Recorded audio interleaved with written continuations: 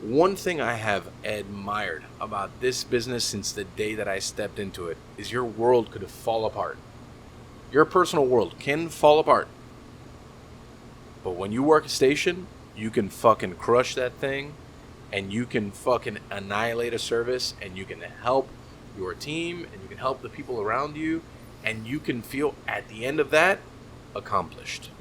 Do you know why that is? This is what I mean. I'm having this is mind blowing right now. That is a perfect way to describe having an internal focus of control. Like you just said it, your world could be falling apart. Yeah. But you have the ability, you could leverage the ability to focus on what's right in front of you and focus on what you can do, not what you can't do. Or not focus on things you don't have control over, but what you can do and what's right in front of you, and feel accomplishment at the end of it.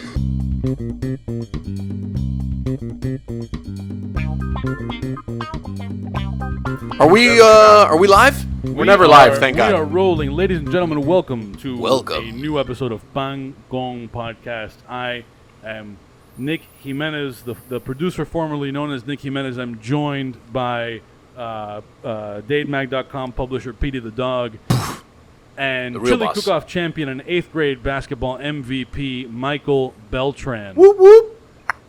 We are joined by guest Carlos Escanilla, who is apparently connected to everyone Mike and I have ever known. Everything. From the time we were tiny babies. Tiny babies. Including John Falco. Sorry. A Pancom Podcast Hall of Famer. Who put him in the Hall of Fame? I'm putting him in the Hall of Fame. Shut. Listen, I think it's cool you guys have a Hall of Fame. He's done Pancom Podcast. He's done a blind tasting. Yeah. He was on the DADE podcast when that existed. Right. I mean, he's been in a bunch of things. He also was the first non-Ariete host of a live Pancom podcast. I mean, listen, this is Hall of Fame material. He's Hall of Fame the way Charles Barkley's Hall of Fame. He never won a title, but he's got to be in there. I mean, he's on the ballot for me, for sure. He's on the ballot. It's like second or third ballot. I mean, he's fighting Danny Surfer for the ballot. Yeah. Kush is on the ballot. Yeah. Maybe we should have a Panko Podcast Hall of Fame. Danny Surfer, and I'm sorry, Carlos, but we've already taken this way away from your. No, it's fine. I'm enjoying Danny it. Surfer, since I already called John Falco the Charles Barkley of our Hall of Fame, I think Danny Surfer's yo-yo tricks make him the Dominique Wilkins. He's the human. He's the human highlight reel. I was gonna say Dikembe Mutombo. Yeah, he because he's the polar opposite, right? Oh, okay. Short and squatty and tall, I'm lanky. Thinking he's got the flash. He's got that Dominique Wilkins flash with the tricks. Sure, that's true. Yeah. Vince Carter. So anyway, these are great references. Carlos Escanilla is, aside from being a psychiatrist, is that correct? Psychologist. Yeah. I'm sorry. That's why I said is that correct, because I always conflate those things. Just Nick fucking things up already. And we can get into where your specialities are and all that stuff. Psychologist. Also, you are a musician. Yes. And as we've covered before, this is where I'll stop the description of your musicianship. But to make it relevant to the podcast, you were the first musician to play at Lincoln's Beard, which is owned by John Falco. First ballot. That's right. First ballot Hall of Famer John Falco. Yeah. So I'll leave it there. I'm sure that the two of you will have all kinds of things to talk about. I'm just going to preface the whole thing by saying, I'm glad that we have you on because mental health has been a thing that has come up so often over the course of this podcast, and that's part of why you reached out to me, I think. Yes. This was a long time ago. And so I think it's great that we're finally having we don't have to only talk about that, of course, but that we can talk about that with somebody who's kind of qualified instead of the two of us idiots talking. I mean, actually, someone qualified. Right. We're not qualified to talk about absolutely fucking fuck all, actually.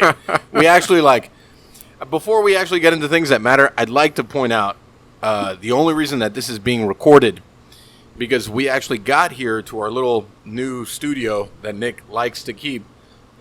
And Nick, the producer that is in charge of all the things, forgot the microphones to actually record this episode. I left them in the backseat of my car 2 seconds away. All right?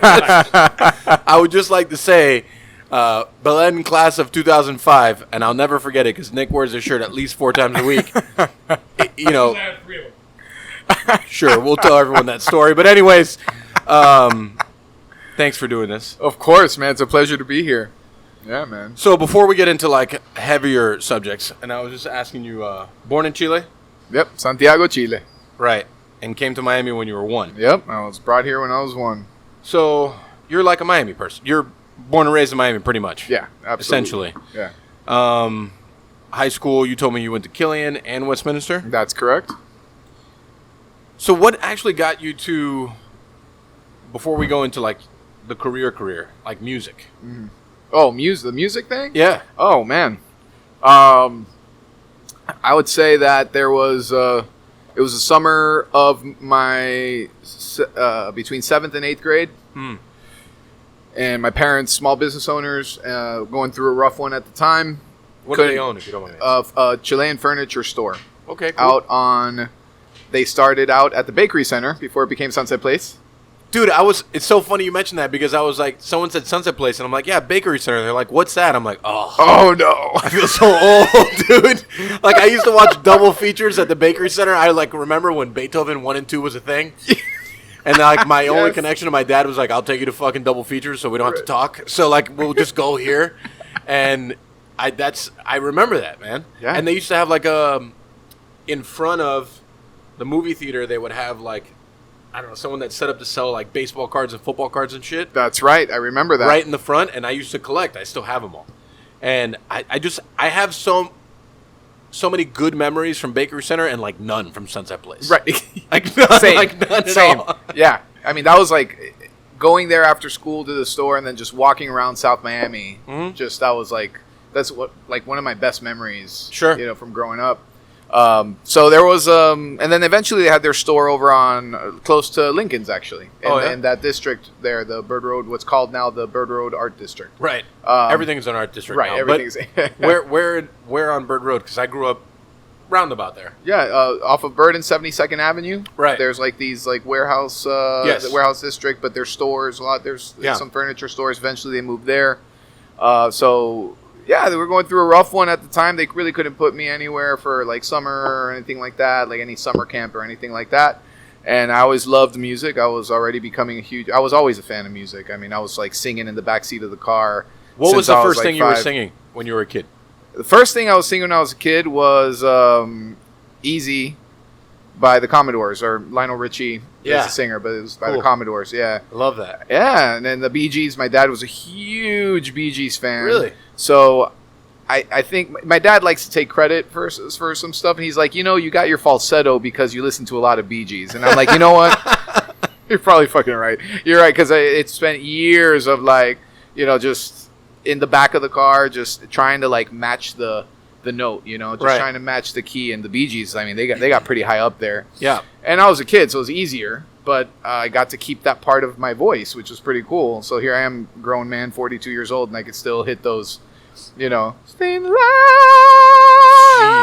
Jeez. It's like, God bless you, sir. and it's like, woof, like, all right, like, and my dad's like, you motherfucker, you yeah. I was always into music, and it was that summer, my mom used to play guitar. There was a guitar in like some closet in the house, and I just picked it up, and I literally just started playing and just started matching, and no classes, nothing like that. Just went learning as I went along and tried to match, and played, and that was just, this became my life. And then around 15, I started matching the rhythm of the guitar with the ability to sing, and then singing and playing and making that combination happen. So I think it's a beautiful thing, man. Like, it was cool.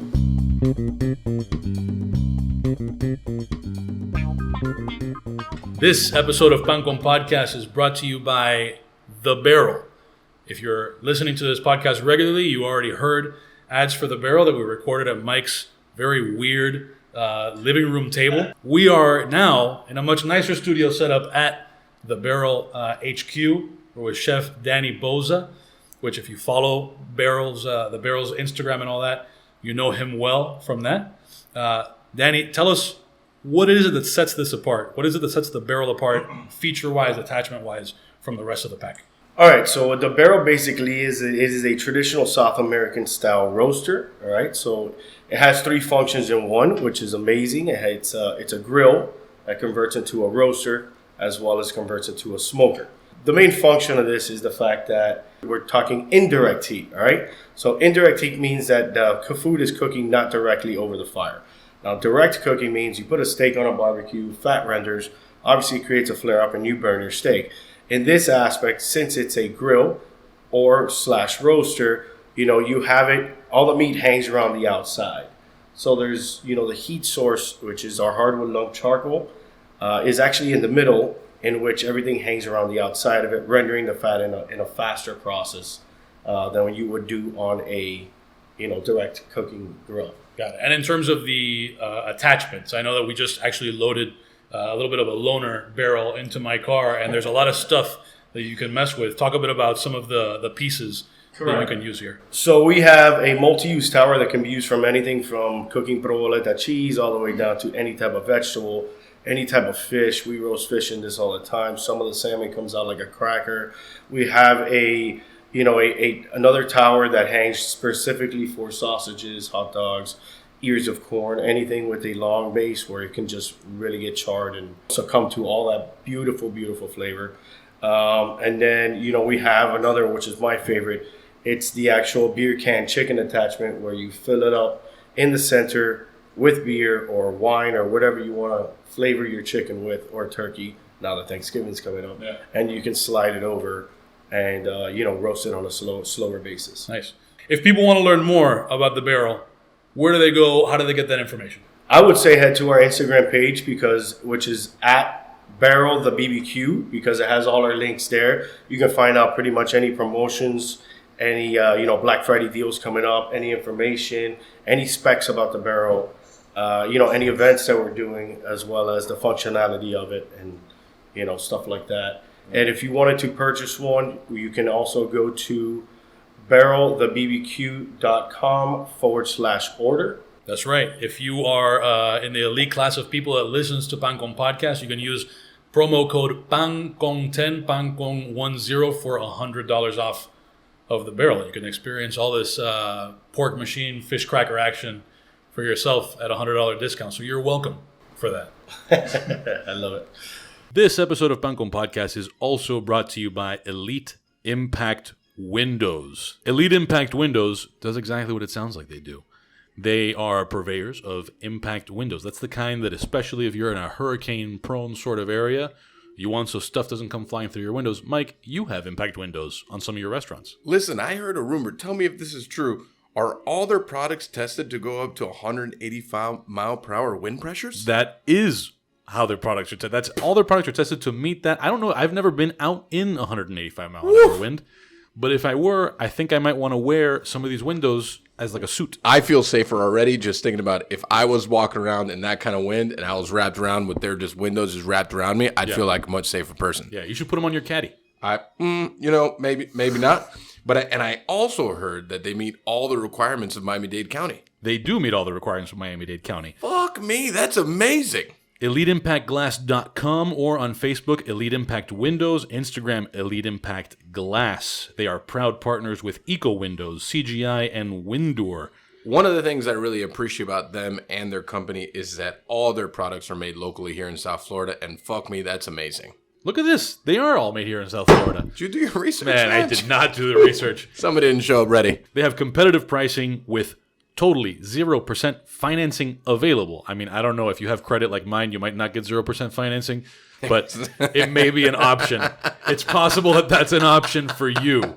0% financing. I don't know exactly how that works. Whatever the case, if you go on the website, you ask for a quote, and you mention Pan Con Podcast, you will get 10% off of your installation. And I don't know if you guys have ever installed Windows before, but 10% off of window installation, that's a good fucking deal. And you know what? You got it here first on Pan Con Podcast. That's right. Mention Pan Con Podcast. Again, it's EliteImpactGlass.com or Elite Impact Windows on Facebook, Elite Impact Glass on Instagram. By the way, you mentioned restaurants. They do commercial properties. So whether it's for your home or your business, if you need Elite Impact Glass to put, all that and do the things that they do so well, you wanna get in on that. Also, this company, very woke. Very woke. They also offer solar power systems with backup batteries and custom generators for your home. You know why? Because they're woke. I don't know if that's a positive thing these days to be woke, but but it's nice. I mean, sounds good. It sounds good to me that there's solar power involved. I'm into it. Generators, solar power, impact glass. If you go to their website, they got a video that shows off like a home that has all of that stuff going on at one time, which is pretty wild. That's pretty wild. A lot of panels, a lot of glass, a lot of things. Pretty soon, we are going to get our hands on at least one pane of impact glass. I'm ready. And we're going to try to break it. I'm ready. I don't know what the procedure will be. But Mike's breath will have a blast of freshness from that Banaka you just heard. I like this for the podcast, 'cause you can really hear it. Blast at last. Fast blast Banaka. I just want everybody to know, and apologies to Elite Impact Glass, because this I don't want this to sound like an ad for Banaka, but in the time that we've been sitting here to record this ad, Mike has blasted himself with Banaka like 5 times. Twice.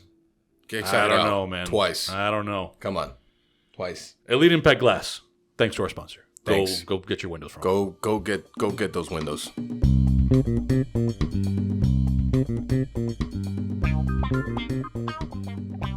I actually do give my dad credit for some of my music taste, because like I was telling you before we were recording, like I love like very old stuff, like 50s, 60s, 70s, and my dad, as square as he is, he used to love like the Temptations and Marvin Gaye and Al Green and Benny Moré and like stuff like that. Yes. And he would play it, and I was just like, man, this is like really amazing stuff. And then I have an older sister, and then she introduced me to a whole other spectrum of music. You know, what we consider old school hip hop back then was not old school hip hop. It was just hip hop, right? And just rock and roll that I had never heard, because, I mean, the age difference is almost 10 years. So it was, I mean, like I'm a 10-year-old kid and I'm listening to Snoop, you know, like, and I had the cassette, and like no one else is like even knows what that is. And it's just like stuff like that. It's incredible how it like shapes the human being you end up being, and like the likes that you have, because music is really what you do on your time off. You know, like I listen to music all the time, especially at work, but you know, like you listen to music to like decompress, you listen to music to like let go, you go to a show because that's like what you consider an experience or a good time or whatever it may be. So I feel like music is such an integral part to like day-to-day life that I think a lot of people that aren't into music don't really get it, you know? I agree. But also on top of that, I'm so like musically not inclined, right? So like I've tried to pick up a guitar, I've tried to pick up the harmonica and so many things, and I just can't do it. And I feel like that's why I have such a love and respect for it, because I'm just like, I cook for a living. That's cool. I mean, the creative registers, you know, it's like you pointed that creativity, you know, to the culinary, you know, piece of it, which is amazing, by the way. I mean, I got to tell you, because, you know, the same way you feel about somebody who plays music, I feel about somebody who's in your line of work. I mean, that's how I'm like in awe, because I mean, I can scramble eggs really well. Aside from that, you know, I'm kind of fucked. So you know, that's still an art, though. Yeah, well, scrambling eggs ain't easy. But no, I see what you guys do and the way that you guys do it. I mean, I you know, I was telling Nick the story that my wife came home with the croquetas from Chugs. Yeah, and she's like, I'm a huge croquetas fan, and she's like, you know, her boss had gotten them for the office, and she's like, we need to save a couple for Carlos, and she came home and she's like, you need to try this. And here we are, like I'm eating them, and I was like, I devoured them. This is like amazing. And so so she's like, so what's this podcast, you know? And I've been listening to you guys for a while, and I said, let me explain. And you know, we looked you up, and then I was like, wait a minute, isn't this? And she's like, yep, that's the fucking place of the croquetas. And I was like, wow. I was like, that's really cool. She's like, yeah, it's really cool. Like, tell him he's a genius. Oh no, the team is the genius. Honestly, like those. I have learned there's like different forms of cooking, right? Yeah. There's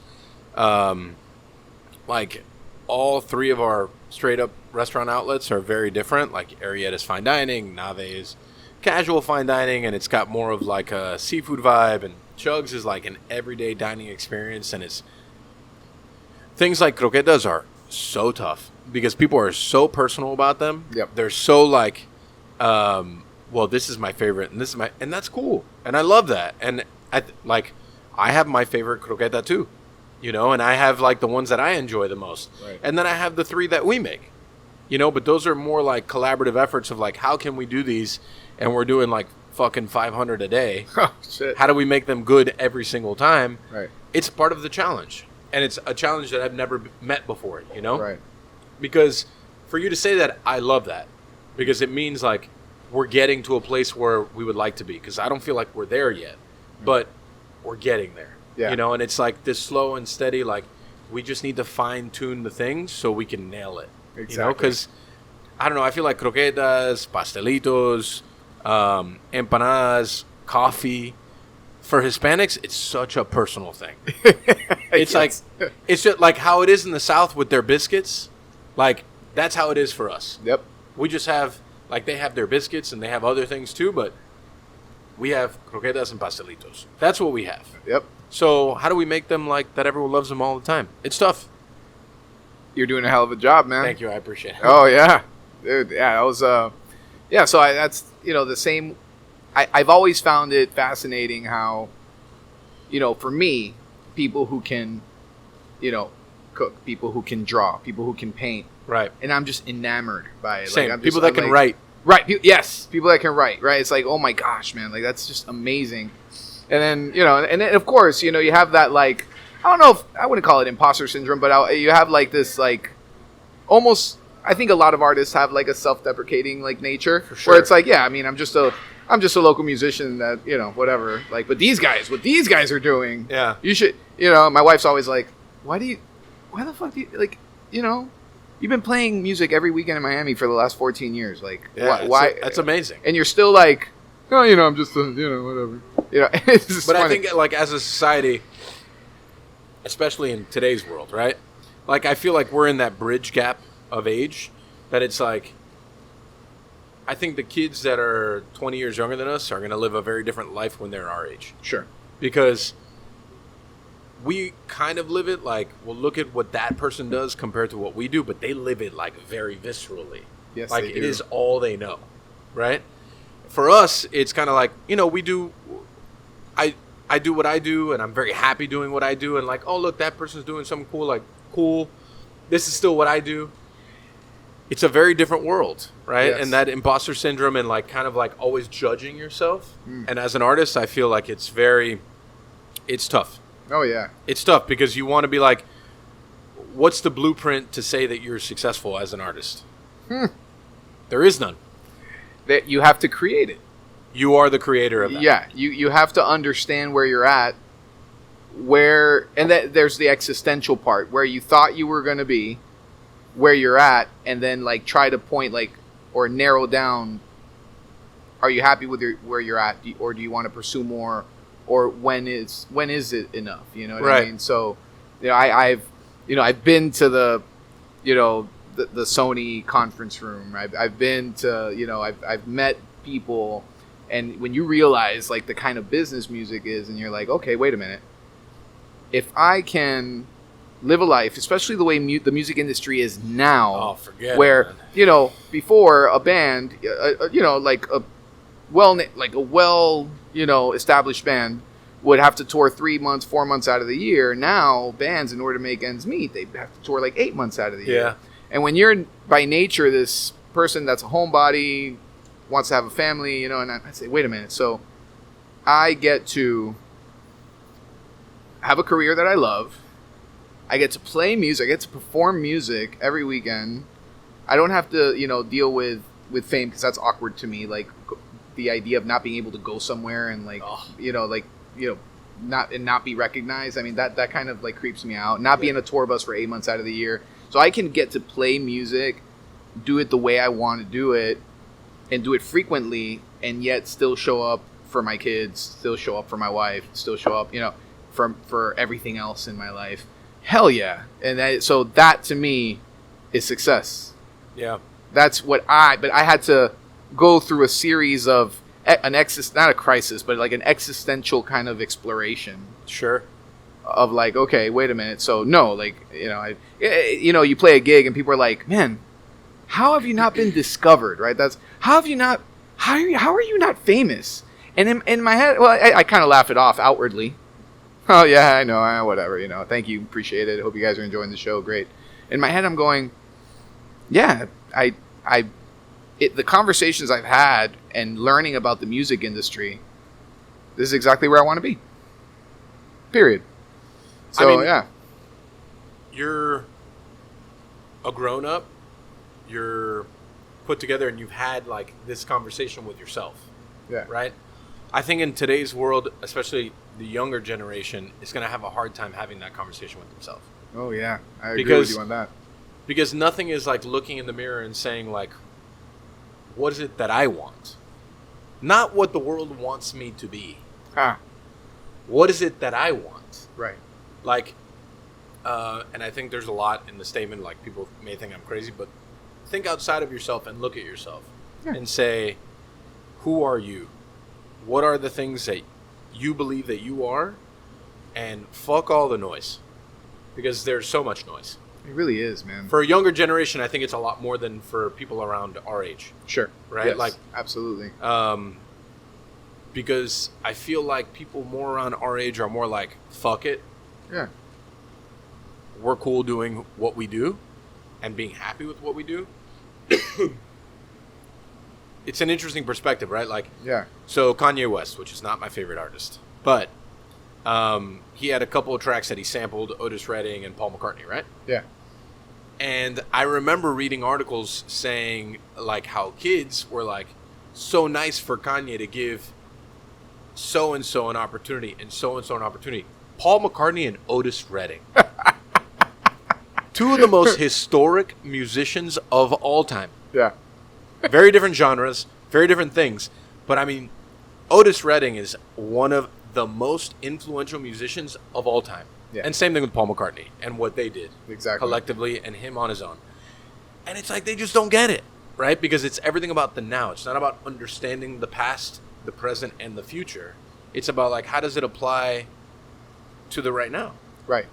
And I find it very interesting because like, how many kids do you have? I have 2. Congrats. 2 boys, 14 and 12. Ah, grown-ups. My 14-year-old is 6'1", 180 pounds. It's crazy. Shit. Yeah. 6'1". Yeah, Taller than me. I'm not very tall though, so that's so it's very interesting to me, like, and I'm not a parent, and like how you almost mold a younger generation to feel and think differently because there's so much outside pressure to be a certain way. Yeah, man. Yeah, that's the I mean, they're the in question, high school, right? right? 14, he's in high school? Yeah, he's in high school. The other one's in middle school. I think that the main thing that I've always tried to instill in them is making sure they understand the difference between an external focus of control and an internal focus of control, and being very careful what you tie your worth to. Sure. Okay, so That's a big one. yeah, those are the two, because everything else is just everything's going to go changing. It was Facebook, and then it was Instagram, Snapchat, It was TikTok. MySpace first. MySpace first. Oh, we can't forget MySpace. We can't. Tom, we all learned coding. I can't wait, Tom. If you're out there, I want you on this podcast. I know you're listening. Probably not, but I need you on this podcast. Thank Tom. you for teaching me how to code. Back in the day. I had to make sure that picture really got loaded up there. Man, that's, those things are going to go changing. That part, and I mean, we've seen more change in technology in the last 15 years than the 50 prior to that. So, it's moving so fast. It's too much. And you just got to stick to the fundamentals. You got to stick to the fundamentals, man. She knows me so well. Nice. Perfect timing, team too. just understands. Oh, don't worry about the cameras. No, you're totally good. Fuck the cameras. At least we have microphones this time. We have mics. We got mics this time. That's the thing. I just try to tell them, look, man, we live in a society where you're going to be told that drive and ambition needs to come from what you tie your worth to. Yeah. All right, and that's a standard, and that's okay. The problem is that the way we handle failure changes based on that foundation. So when you realize that your worth is only contingent on the fact that you're here today, you can still be just as successful, but the journey is much more pleasant. And the way you receive failure, which is, I would say, part of the formula to success, and the way you bounce back from failure, you're going to have an easier time, as opposed to saying, well, now I am a fill in the blank. I failed at this, so now I am a whatever. Let me ask you, just because like I'm a jock by nature, right? Like I played sports my entire life. When you think about failure, what are the things that you tell yourself? Because for me, it's all like quotes. It's all like Vince Lombardi quotes. Like I'm like still living a football game from 10, 20 years ago, and it's like all in this like kind of this tunnel of like this one thing that I know that is what works for me. Sure. You know, like, because failure is every day. Like, yeah, every day. Like, you have to be okay with the fact that you're going to fail in something every day. Well, that's the part that a lot of people struggle with. They don't understand that they're going to fail every day. Right, but failure is part of growth. It's huge. It's a key thing. It's part of the formula to success. What is it that you tell, whether it's your kids or just a normal human being, like, is it different per person, or is there like an overall line, like when you deal with failure, it's X, Y, and Z?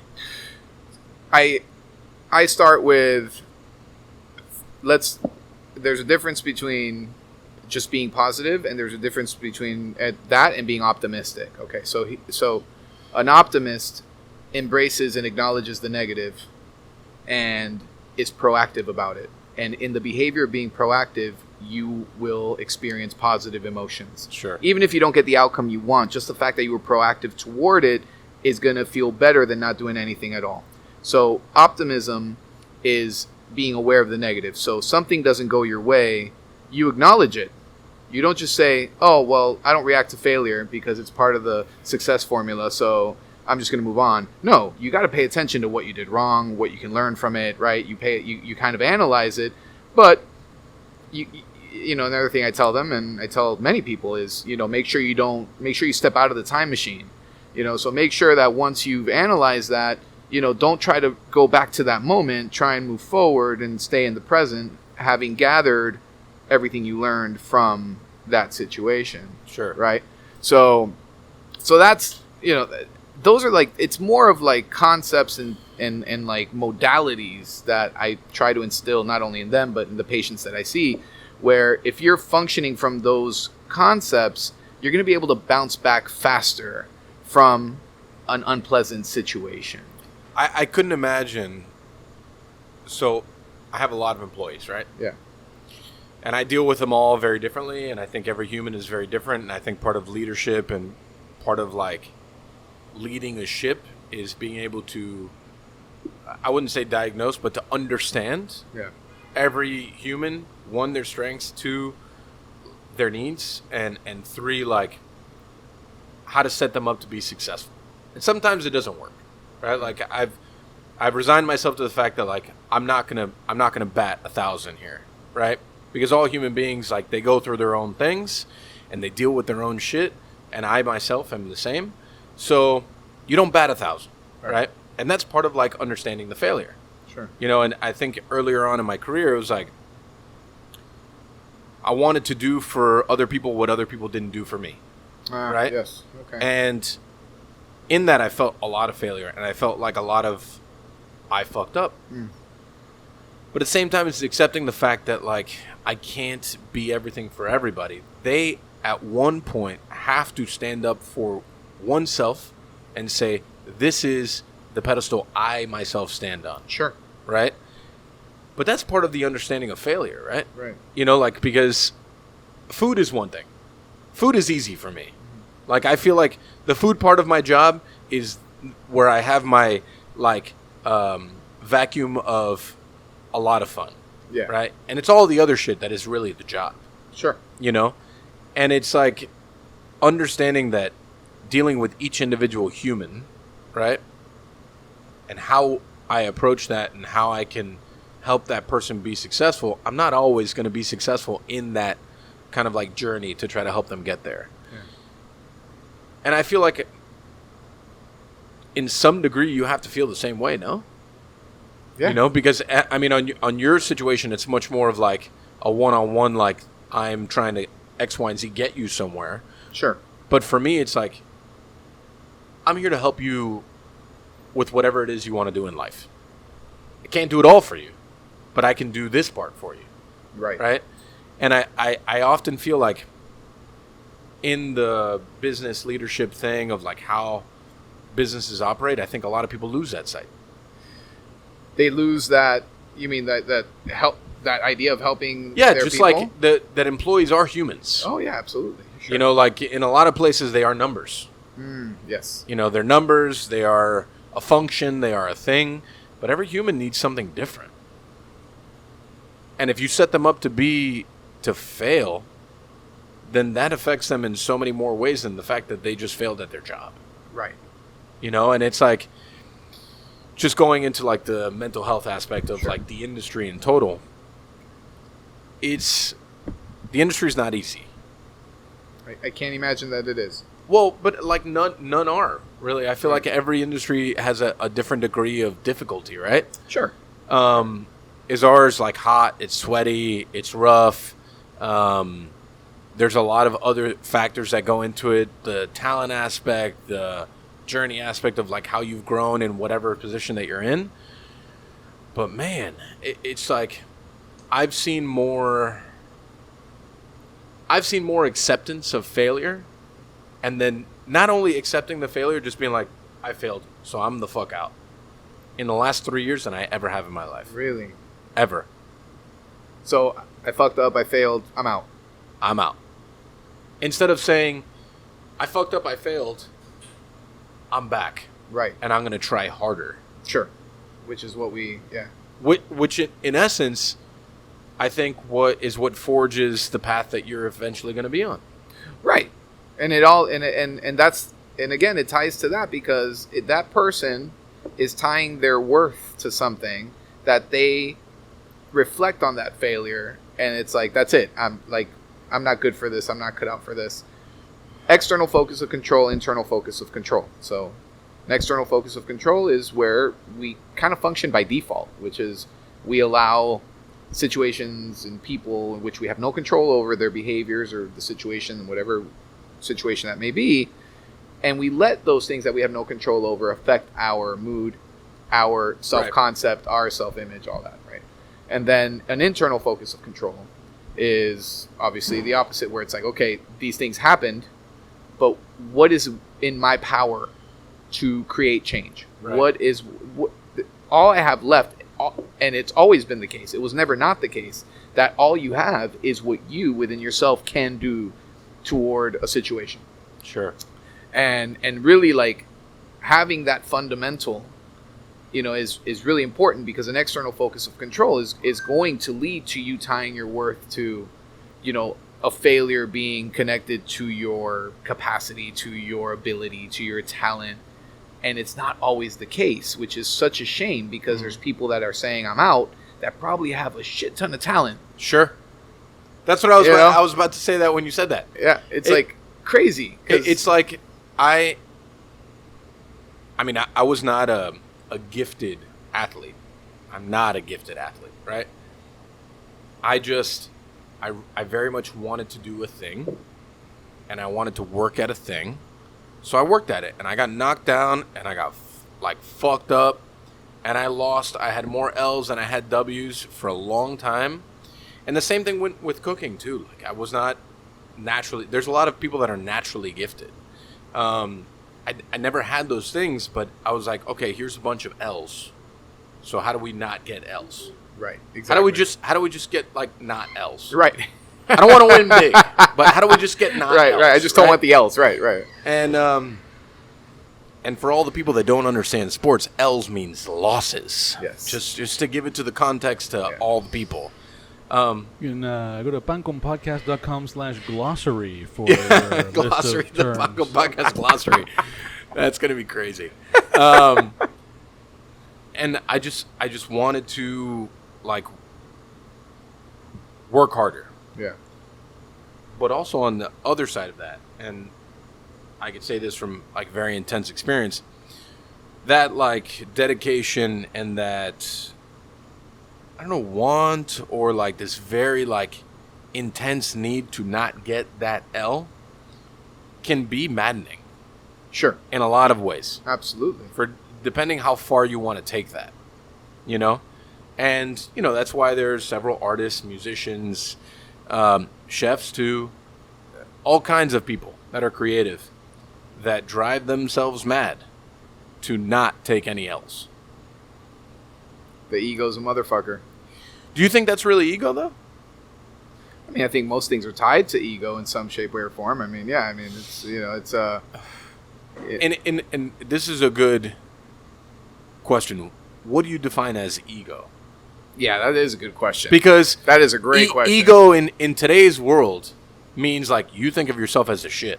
Oh shit. Okay, so a big ego concept. Right. Right. Okay. Yeah. That makes sense. I think so. Ego is a mechanism that can be very useful, right? Because it creates a certain level of, to a certain degree, it's a defense mechanism. It's to a certain degree, it's a survival kind of thing where, it makes us competitive. We want to be, we want to survive. We want to be good. We want to be the best. We enjoy recognition, things like that.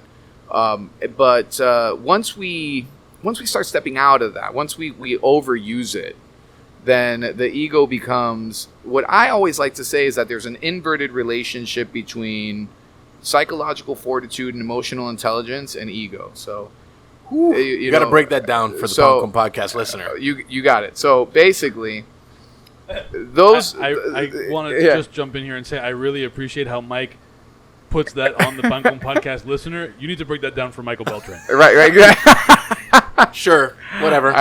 And understand. I mean, before I say anything, understand that psychology is a lot like many fields where there's going to be people that they're going to be listening and probably in my line of work and saying, "Oh fuck, I don't agree with that." But sure, okay, and I'm okay with that. But most people I work with, this makes sense, and when they apply it, it starts connecting. But what I say is, it's ego and emotional intelligence / psychological fortitude have an inverted relationship. So people who, if you notice, a lot of people who have been successful, they've gone through something that has been ego deflating. Okay. Failure. Sure. Okay. Among other things, right? Other losses, life, grief, whatever, and so ego deflation, the way you use the ego, the way the ego influences what you project, how you behave, things like arrogance, for example, like you said, like usually when people hear ego, they think, oh, this person thinks they're the shit, right? So there's a certain level of arrogance tied to that. So usually people who have gone through something where their ego is deflated, they've had to come back. But in order to come back, they've had to go through something where they develop their emotional intelligence and psychological fortitude. And that's why I say they have an inverted relationship. When your ego is deflated, you're still using the ego for the primary things, right? Drive, things that you want to accomplish. There's nothing wrong with wanting to accomplish things, right? There's nothing wrong with wanting to be good at something. There's nothing wrong with that. But when it takes over, when that's the primary purpose and you're not making it about what you can contribute, making it about what fulfills you, what's your passion and purpose, you're doing it strictly because of the recognition, then your ego, obviously is higher. The psychological fortitude, your emotional intelligence is going to be lower. So if that's your motive and you fail, guess what? Your world crumbles because your psychological fortitude is not there, right? But when you function off of like what I call ego deflation, not no ego, that's not what I'm saying, just ego deflation, you open up space for your psychological fortitude and your emotional intelligence. You can welcome things that maybe you don't want to hear about yourself.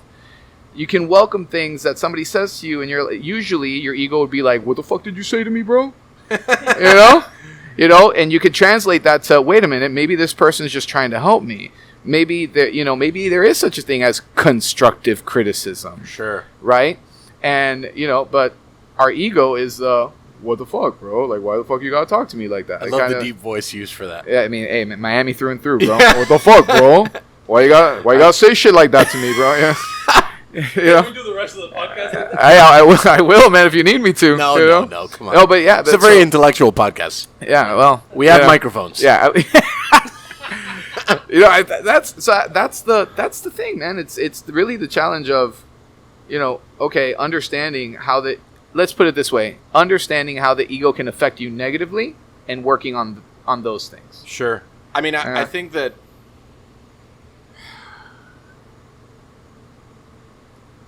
as we get older, those things become easier. Yes, I would have to say that. Yeah. As we get older, you have a lot more perspective on I don't think goals become deflated, Right. but certain personal goals become less important. Okay. Yes. Yeah. And I think that more, it also depends the field that you're in. Right. But like other goals may take center stage over personal goals. Sure. And like one thing that I see, and only because, again, I'm not a parent, I'm married, I don't have any of those things. Like,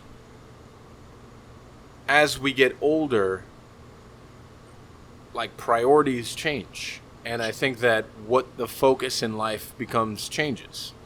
And one thing I've seen as, I wouldn't say as a trend, because using the word trend now all of a sudden becomes like a lightning rod on Twitter. But like a trend that I've seen is that, you know, like as chefs get older and people that may have been my age or a little bit younger or even a little bit older than me that are like really pressing and like forging, they may take a step back because their priorities change, because as you get older, priorities do change. Yeah. But I also feel like generations are very different. And I will use generations as decades, right? Okay. Let's use decades. Let's do it. 30s and 20s and teens and 40s all feel very differently about their life. Yes. 10 years ago, me, absolute fucking train wreck. Like an absolute fucking train wreck. The only thing that I could talk about in my entire life was winning a Beard Award, Michelin stars, and being the best cook in any kitchen I ever walked in. Yeah, man. My life fell apart 10 years ago, so yeah. I mean, my life has probably fallen apart 3 times in 10 years. Really? Yeah. Wow. And it's like, at 36, I sit here and I say, I want my employees to win. I want the people around me to win. That's I awesome. want us all to win. Yeah. I also want to win too. But my goals become, I wouldn't say less important, but not like the first thing I think of when I wake up every morning. And I think it's very different also when you're a parent, father, mother, whatever. I think it all changes. And I think that's like the very interesting thing about your job in comparison to mine is that every human being's needs and their life and kind of like the way their brain thinks is completely different. Yes. You seem very skeptical about that. I mean, well, people's triggers are different. Life experiences. Sure. You know, what gets them going, whatever that person refers to as their issues. Sure. Gets triggered by, you know, different things, and every human is different and has experienced life in a different way, in a unique way, and everybody's entitled to acknowledge that, you know, that because one of the worst things we could do is say, well, it's not so bad because there's people that are worse off than me. Well, when you do that, you just discount what you're feeling. You're just deflecting, essentially. Correct. Right? Yeah. So, but I would say that I say that all the time. Really? Yeah. It could be Okay. worse. It could be worse. Well, It could be worse. okay, that's actually different though, because that's the fact. It could be worse when we compare. You know, oh well, at least I'm not living Sure. under a bridge. I get it. Okay, well, all right, yes, that is a good thing, but that doesn't take away from the pain you're feeling right now. Sure. You know, however, how it affects the psyche, believe it or not, is not. It doesn't change. You know, it doesn't really. There's, you know, I mean, the DSM-5, which is like the Bible for people in mental health. Sure. It's one book. You know, it's just one. You know, it's one diagnosis book. I mean, there's. I'm not trying to discount or minimize what we do by no means, but what I'm saying is, yes, people are different. People live life, and through their lens, through their perception, they have lived life in a unique way, what it is to them. But the issues it causes, you know, we have, like Carl Jung said, the collective unconscious, which in a certain way we've all experienced very similar things in our lives as well. So it's interesting because you handle the triggers, but then when you get to the primary emotions, how it made them feel. So secondary emotions are like anger, sadness, things like that. Primary emotions are the emotions that cause the sadness and the anger and the irritability and the frustration or the happiness or the joy, you know, but the primary emotions, the way it made them feel, that inventory of emotions, very similar from person to person, believe it or not. I love the way that you put that, the inventory of emotions. Yes. Oh, absolutely. We all have them. That's such... Just because, like, inventory is actually on Sunday. So, like, the way that you put that, the inventory of emotions, I feel like it's easy to feel the spectrum of that completely, all of them, in one day. Okay, so let's talk about that. I'll challenge you on this. Sure. Can you give me an example based on my brief description? You telling me what the primary emotions you feel. Well, this is a good one. So, I could wake up. This was not today, for instance, but because today's been a fucking shit day. But this is actually the highlight of my day. Okay. The wake up in like a fairly great mood. Mm-hmm. You could be hit with one segment of information that automatically makes you angry. Secondary emotion. Sure. Then you can go into a space that automatically makes you feel comfortable and at home, right? Okay, that could be considered primary emotion. Then you go into a space that you feel somewhat challenged and angry at the same time. Okay, secondary. And then you go into what I call, like, the space of home, which is service for me is like always where I feel very comfortable. And like I feel like I can conquer all problems. I totally get that from you, by the way. Totally. Within a spectrum of like a square, I can handle all these things, right? Yeah. So then you go into complete survival mode, right? Okay. Ooh, survival mode. And okay. you fight or flight response. Ignited. You fight through it. You rally through it. You push people through it. You yourself push yourself through it. And then you reach a state of, I mean, I'm not going to say euphoria because I feel like that's almost unrealistic to me. But a euphoric state like, we did it. Yeah. And we did it collectively. Sure. We did it as a team. Whether I led the team, someone else led the team, I was part of the team, and we did it. And then you're back at a state of comfort. Comfort as in safety? You're safe? You made it out all right? I don't ever feel safe. No, okay. But I'm saying like the survival, you mentioned survival earlier, survival mode. So like the comfort at the end of the day is we survived. Yeah. Okay. All right. So, I feel like all of, like that could be a spectrum of a 16-hour day. Okay. All of those emotions are based on what? I mean, I'm not totally sure. I mean, like, I don't know. Fear. You think so? Most of the time. I mean, if you really, really get to the bottom of each one. I mean, right? At the end of the day, like, and this is the way that I very much feel. Fear is a master motivator. It could be. If used, yes, it is. It is. It could be a toxic motivator though. It's not the place we're supposed to be functioning out of. Where are we supposed to function out of? Just understanding I am a worthwhile, functional, successful individual, and I'm just going to do what I do, and I'm going to do it well, I'm going to do it strongly, and not... Because if you think about the language, right? Survival. Mm-hmm. All right, so what's the emotion that's tied directly to survival is fear. Fear of? Failure, always. Not surviving, right. I mean, but at the end of the day, like, for example, and I can only speak from the seat that I sit in. Sure. So let's talk about F&B, food and beverage. Yeah. Right? I actually did not know what that was, so I was like, it's all good. Wait, what the fuck are we talking about? We can add that to the glossary, Pancom Podcast glossary, F&Bs. Please do. I had no idea what that was. URL, pancompodcast.com. I was creating 3 different ways I was going to ask what that is without sounding like an idiot. No, food and beverage. Okay. Fun and bananas. I mean, it is always constant of fight or flight. Yeah. It is always like, we cannot fail the situation because situations are so fast and they're so, like, and they can change so quickly that, I mean, we are, if you're busy, you're fighting 100% of the time. Yeah. And the way that I think about it is like, maybe this is from being a sports person my entire life, but we cannot lose. We have to fight to win all the time.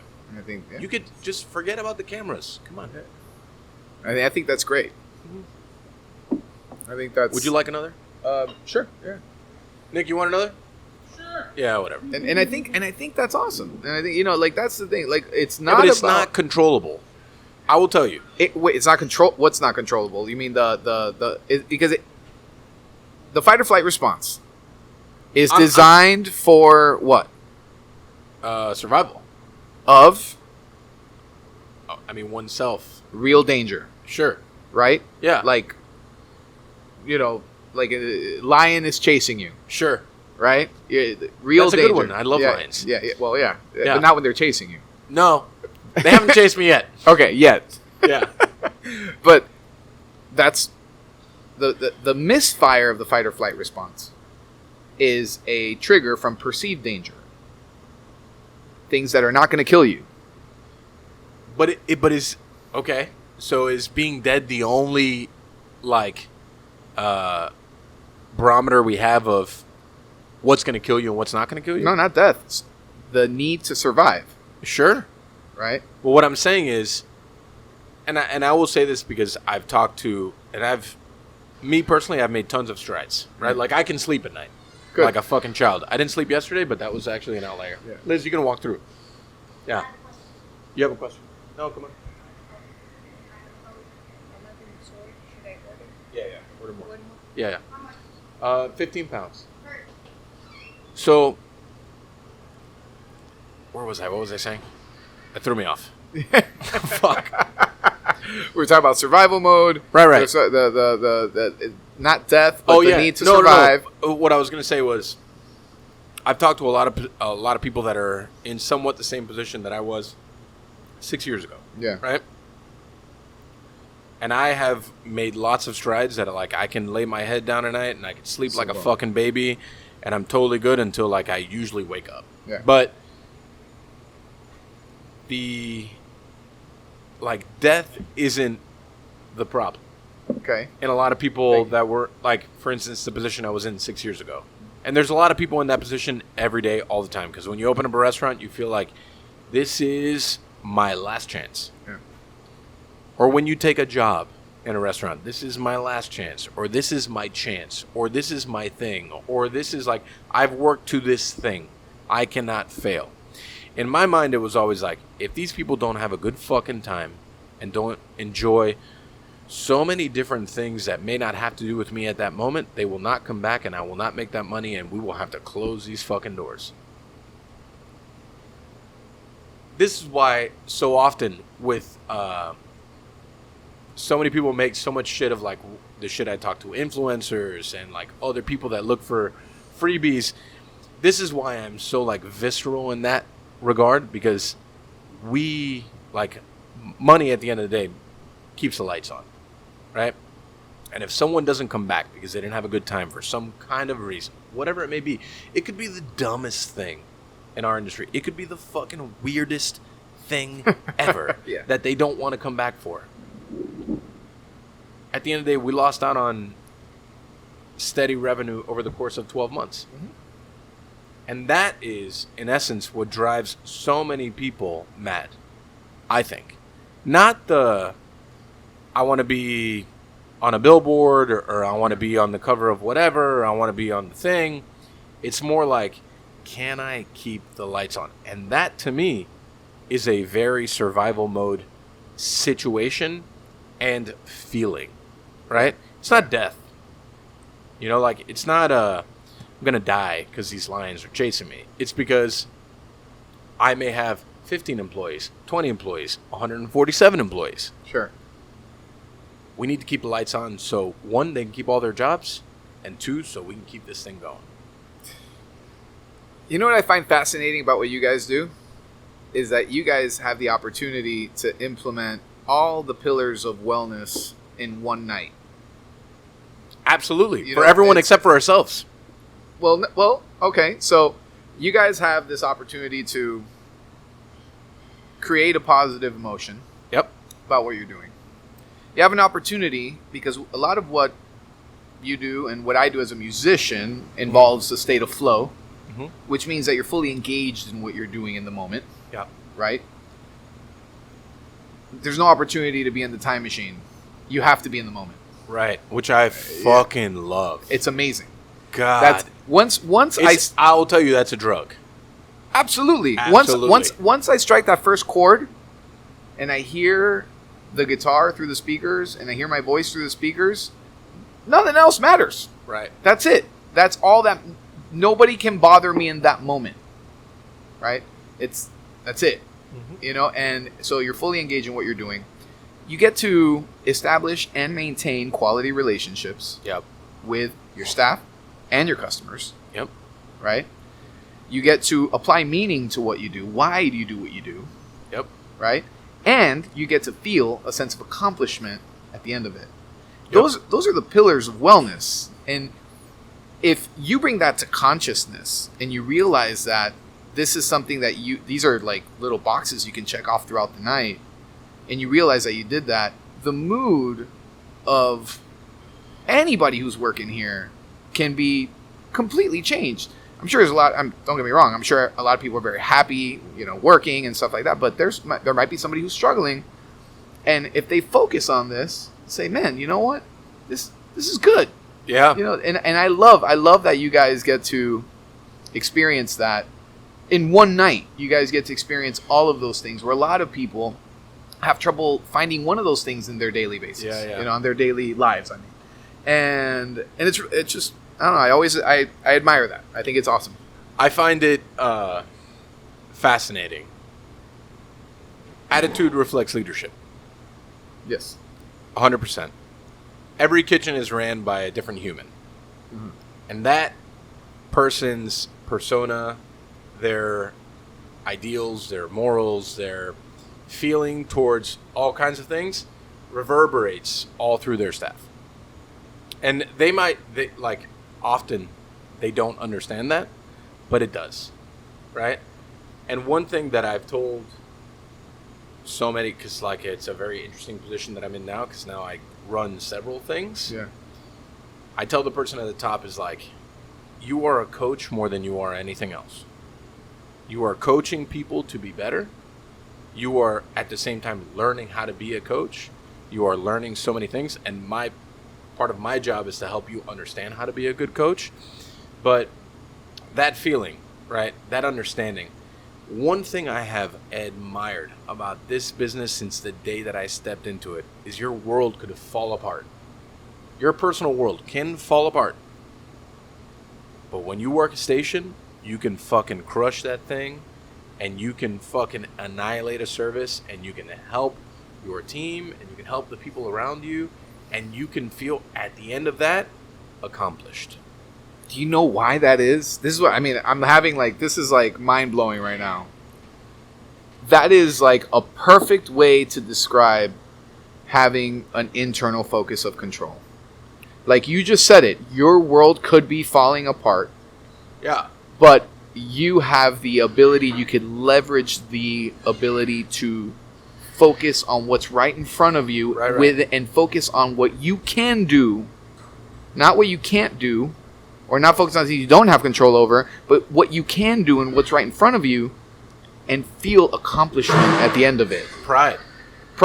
Okay, that is a beautiful way to. That is a great example. Pride, love, passion, like that. I mean, when I work inside of a box, right? Because now the box is very big. But when I work in a small box within the box, and you just control that thing, man, it is beautiful. It is beautiful. And I love it. And I feel like it's the same thing, and you said it. When you're at that moment and you're playing music, a lot of things disappear, right? Yep. So, and I've said this several times on the podcast, the first 4 to 6 months of Ariete when it first opened were incredible, and they were like, I'll never forget them. You know why? Because there was no struggle. There was like, we opened, the only struggle was I had to do my thing. And then after 6 months, the room was empty. The struggle changed. The external struggle started. Mm-hmm. The internal struggle started even more. Yeah. And it was like, now there's no one here. How do we get them back here? What did I do wrong? What is wrong? How did I fail? How do we pick up from that failure? How do we change from that failure? How do we move forward? And then it's like an incredible... This was like a part of my brain that I had never used, right? It was... Because before it was all personal failure, right? Like personal failure is easier to pick yourself up out of. Because you failed, you have fallen. How do you pick yourself up? Right. Now it's like, we have failed. You as the owner always carry that failure. Sure. We have failed. How do we collectively get better? What did I not look at that we now need to look at, that we address? And, I mean, I'm blessed that now people come. But, like, beforehand, it was a high, right? It's almost like a drug. Yeah. I've done plenty of those, so I know what that feeling feels like. And it was very similar to that. So, in that perspective of like, you know, this is 4.5, 5 years ago, thinking about it, it drives a lot of my day-to-day thoughts, that moment. That what? That moment. That moment drives your day. Well, I mean, it was several moments. It was like a long period of moments. But like that time period drives a lot of thoughts that will lead you into dark places, tough places, very like... I would say very like perspective thinking places, because perspective is always 1,000% where you need to think from. Yeah, sure. That's the compass. Sure. I mean, but you know what you didn't do? I'd love to know. I did so many things. You did not say, I failed, I'm out. And that's it. That is in this world where we want to overanalyze everything, we don't have to. Some of the answers are just right in front of us. Right. You know? And you bounce back. I mean, some say that the metric of happiness is how quickly you bounce back from a shitty situation. Right? And in any case, you went through what you went through, but you did not say, oh, fuck, I failed, so I'm out. I mean, I feel like... And even then, it didn't sound like it was failure, but you know what I'm saying? Like, no, the way you were going through. There was several avenues of failure, but it wasn't like... the core wasn't rotten. Right. This is what I always say, like, and I say this about restaurants all the time, because a lot of people open up restaurants on a whim, and the thought process is more financially driven than it is like, what are you doing? Right. You know, like, what are you doing means a lot more than money. And that's lost on the world in total.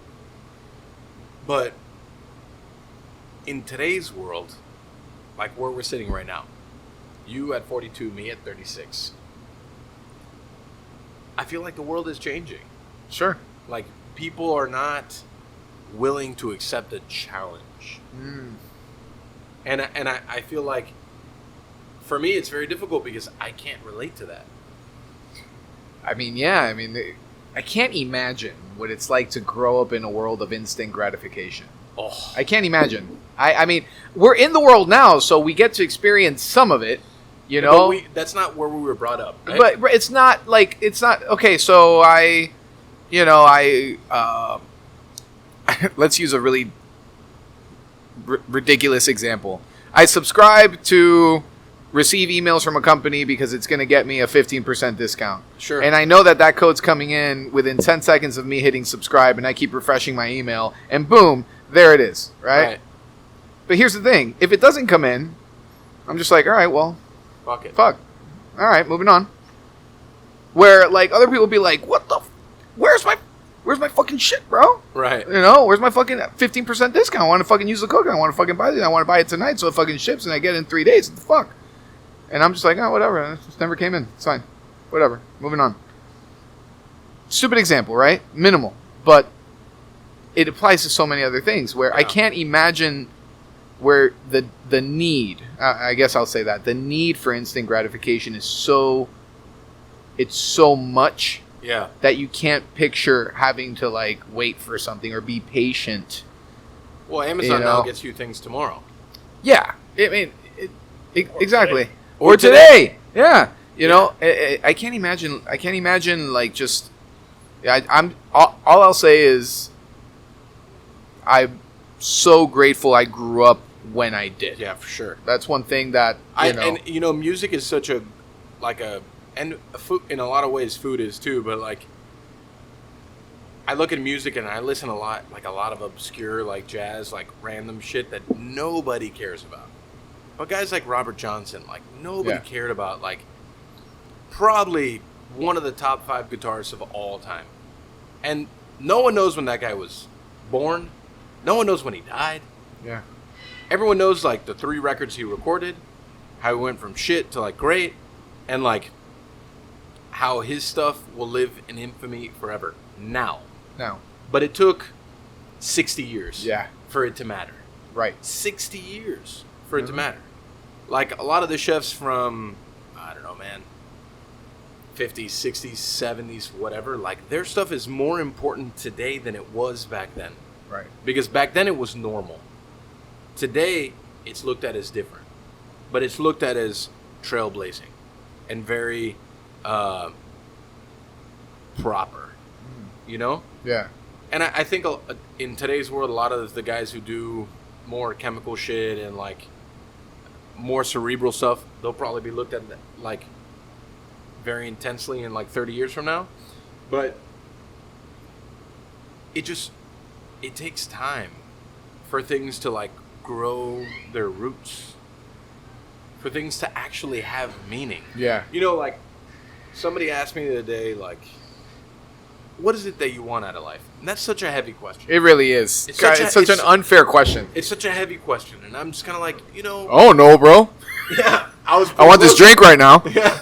I think I was with Nick. Was I not with you? No? When? I don't know, man.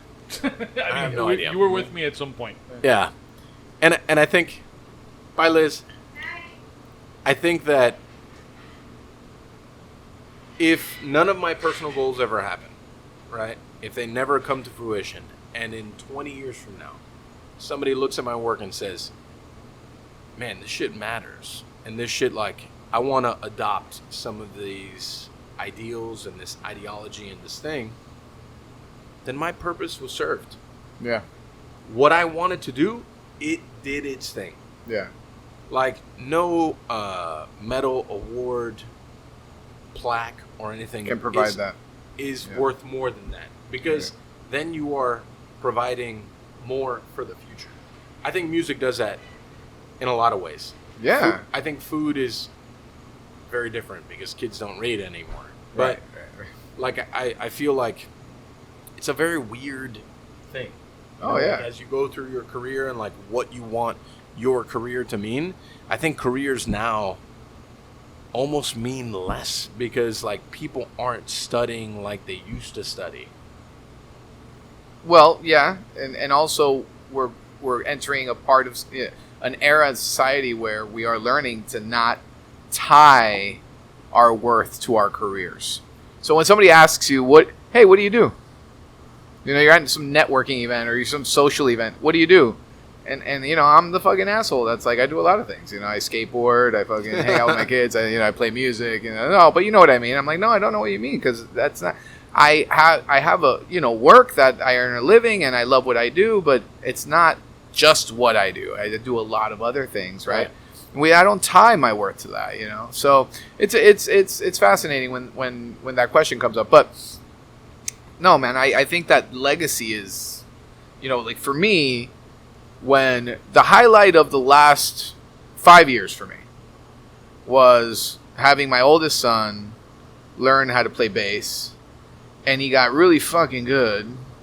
And the people at Lincoln's, thank you, John Falco, and thank you, Monica. First ballot. Yeah, first ballot. They were like, I was like, hey, do you mind if he comes up and he was 10 years old? Oh, amazing. You mind if he comes up and plays a couple songs with us? They were like, yeah, that's fine. We'll make it work. Whatever. He's got to leave like right after though, because like we don't want a 10-year-old. Yeah, he's 10. So I have a story about that real quick after. But so he played and like he nailed it. He nailed it. As a matter of fact, we fucked up the song and he kept us together. And we were like, oh shit. We were like, and that to me is like, okay, I'm good. Like that's something that he's gonna carry, And my youngest son too, I share things with him that's very similar. But a couple years later, he came and played with us again, and at the brewery were two of his teachers. Oh, amazing. And he goes talks to these people, and I'm like, who are these adults that he's talking to? And I like walk up and they're like, hey, we're his teachers. And I'm like, is this a rare experience for you? He's like, are you fucking kidding me? I've never ran into my students at a brewery. And much less like, much less he's like playing music in the band for the night. Like that's pretty, it's pretty different. Yes. And I'm like, all right, cool. So anyway, that's the story there. But yeah, legacy is, what do you want out of life? Yeah, man. I mean, I think we want, I think one of the most important relationships we have to establish while we're alive is the relationship we have with death and dying. Oh man, that's big. Yeah, it's huge. It's huge because as long as you fear that, you live your life a certain way. Sure. When you establish a solid relationship with death and dying, all of a sudden you're functioning in a much different way, right? And so it's crazy. Like when I turned 32, I felt like death was around the corner. Is it one of the times where your life was falling apart? Maybe. Because when my life was falling apart, I was like, okay, so is this like when I go? Because this would be a good time. Like, like I'm not going to take my own life. I was never there, but I was like, hey, is this it? Because I don't have the energy to do anything right now. Like, I don't know how the fuck I'm going to get out of this hole that I'm in. I really don't know. So death would be really appropriate right now. Right. And there's nothing like hitting rock bottom. Oh. There's nothing like hitting rock bottom to all of a sudden shine a light on everything that's possible in life, in the world, Do you feel like you've hit rock bottom? Yeah, man. Yeah. More than once or just once? No, once, but it was pretty hard. Yeah. Yeah, it was pretty solid. Like people like concerned, worried, and it wasn't a pretty display. Yeah, I mean, I would feel like rock bottom is not a good place to be. Prospectively speaking, it was, I think, needed. Yes, it was needed. In a way, it's a gift. Well, if you can work yourself out of it. Correct. I mean, that's the key, right? That is the key. Can you work yourself out of it? Yeah. And I think... How do you see the good out of what you might consider the ultimate failure? Right. I mean, I probably hit rock bottom twice. Okay. And it's tough. It's rocky. It's bottomly. Yeah, it's like, but I say perspective is huge because if you can sit even at the rock bottom and walk outside of yourself and say, okay, how do you climb out of this thing? If you can give yourself that kind of perspective, that's a lot of strength. That's a lot of what? Strength. Strength. Oh, yeah, absolutely. But not everyone is built with that kind of strength, and that's why we have the issues that we have. Sure.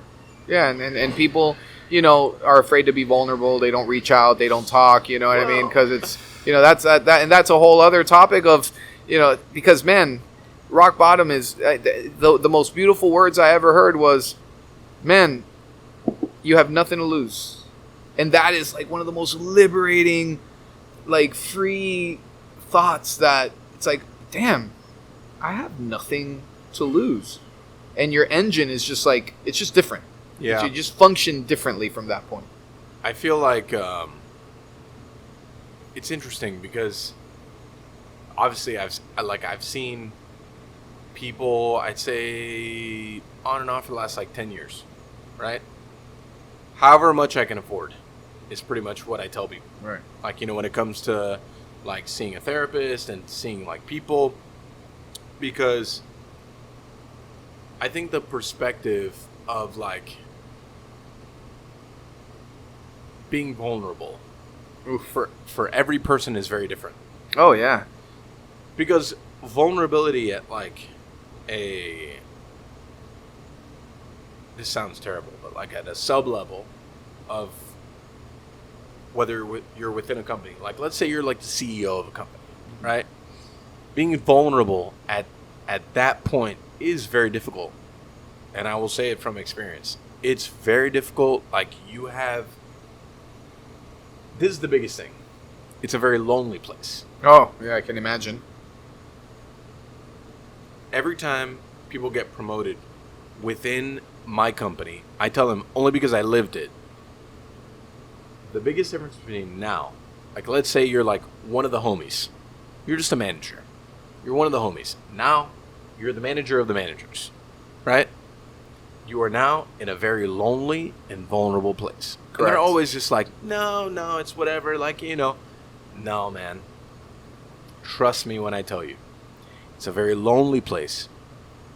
And they don't get it. 6 months later, they come to me and they tell me, fuck, man, you were right. Yeah. Because I lived it. Sure. And I've lived it now for a large period of time. You're no longer one of the homies. You're no longer one of the people. You are now like a figure of a thing. Yep. So, for instance, I always go back to Bourdain because he was the figure of all figures when it came to all cooks around the world. I could not imagine the stress that carries. I can't. The pressure that carries. The vulnerability that carries. You are now the mouthpiece for all of us. You're welcome. Forget it. I could not imagine that place. I can imagine, man. I could not imagine that place. I could not imagine the pressure of that place. And it's like the safe space, the square in which you live to be vulnerable. Just like this, the square you live within, like your, I forgot what you referenced earlier, just internal focus of control. Right. Like those boxes, there's not many of them. No. Right? Right. So I would say like I somewhat understand that person's pressure and how it's unbearable. Right. Because like people who are cerebral and people who do care, because there's plenty of people that live in a box of like ego and like they're the shit and everyone loves it and everyone likes all their posts and everyone and everyone likes all their things and everyone buys all their albums and everyone like that's one thing. For me, that's very like smoke and mirrors. Absolutely. For a certain few that live within that box of we are the mouthpiece for a whole faction of humans. Shit. I can imagine what that pressure feels like. And how to be vulnerable will be very difficult in that space. Yeah, I mean, vulnerability is... I mean, in a society where vulnerability is linked to weakness, I mean, yeah, that's like that's tough because in those positions where you're supposed to be a representation of strength, right? You know, you're not gonna be very likely to be vulnerable. Yeah, it's the wrong connection. Right. Weakness and vulnerability have actually no connection, but we as a society have connected the two, and yeah, so you need to be strong, you need to be a representation, you need to, and there's all the tyranny of the shoulds, as we call it, right? The tyranny of the shoulds is like one of the biggest downfalls that we have in our society. I should do this, I should,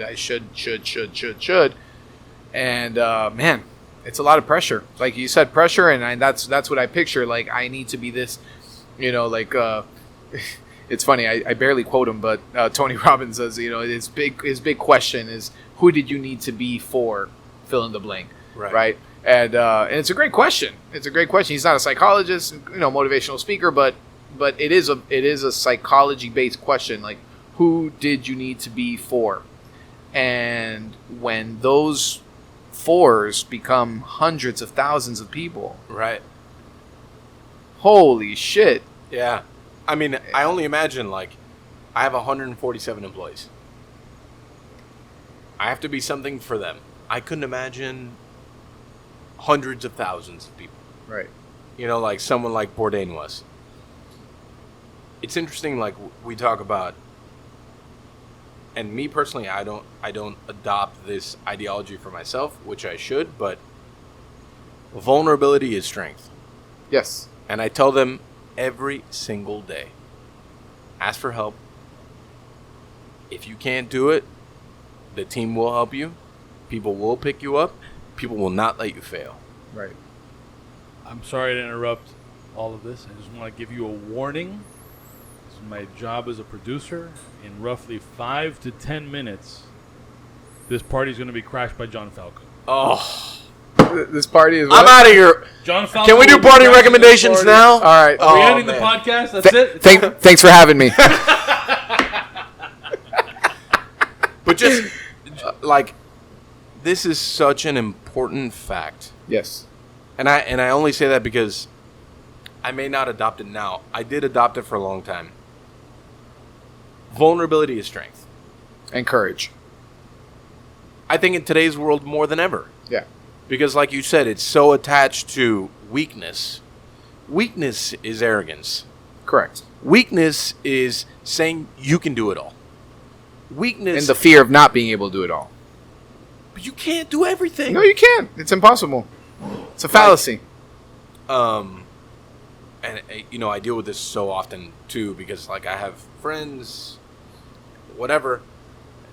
Like, I have an amazing business partner, right? What he's good at, I can't do. What I'm good at, he can't do. Those are the best. Like, I fucking love that. but it's such a organic relationship. Yeah.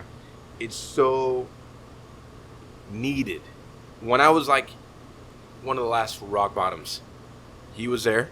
He was like, I got this. Let me do this. He did it, and that's why we're still here today. Wow. And it's like what I tell people. Everyone's just like, well, you know, like, you're such a good chef. You should just like be on your own. Fuck that, bro. Straight up. Fuck that. I live like a very happy and organic life within my work life because I have someone that I can lean on. If I didn't, we would not be here. Right. And that's what I tell so many other people. It's like, well, I don't know how to do this and I don't know how to do that. I'm like, well, maybe you should go find someone that can do that. Yeah. Because That's right. you yourself have admitted that you cannot do that. Right. So get help. Yeah. And the talking about emotional intelligence, psychological fortitude, and ego deflation. There you go. The moment we ask for help, it's an ego deflating opportunity. But the results that you get from asking for help and seeing proper results enhances your emotional intelligence and psychological fortitude. It's like, wow, it's like that worked. Holy shit. Like, you should ask somebody, to help you. What? Nah.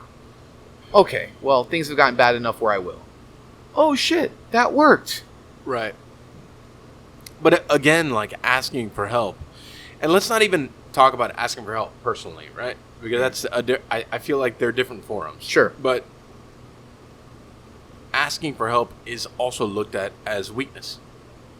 Correct, yeah, because it's a form of In vulnerability. like, in any facet, because I see it every day, like, my station's too fucked up, I can't be ready by 5:30, chef's gonna fucking crush me, like, I need help. People don't reach out to someone next to them to just say, I need help. What they do automatically is they just fail, and they live within that spectrum of failure to just say, I have failed, I'm going to fucking just eat shit and fucking fail. Instead of saying, I need help, can you help me? Right, exactly. It's like an arrogance,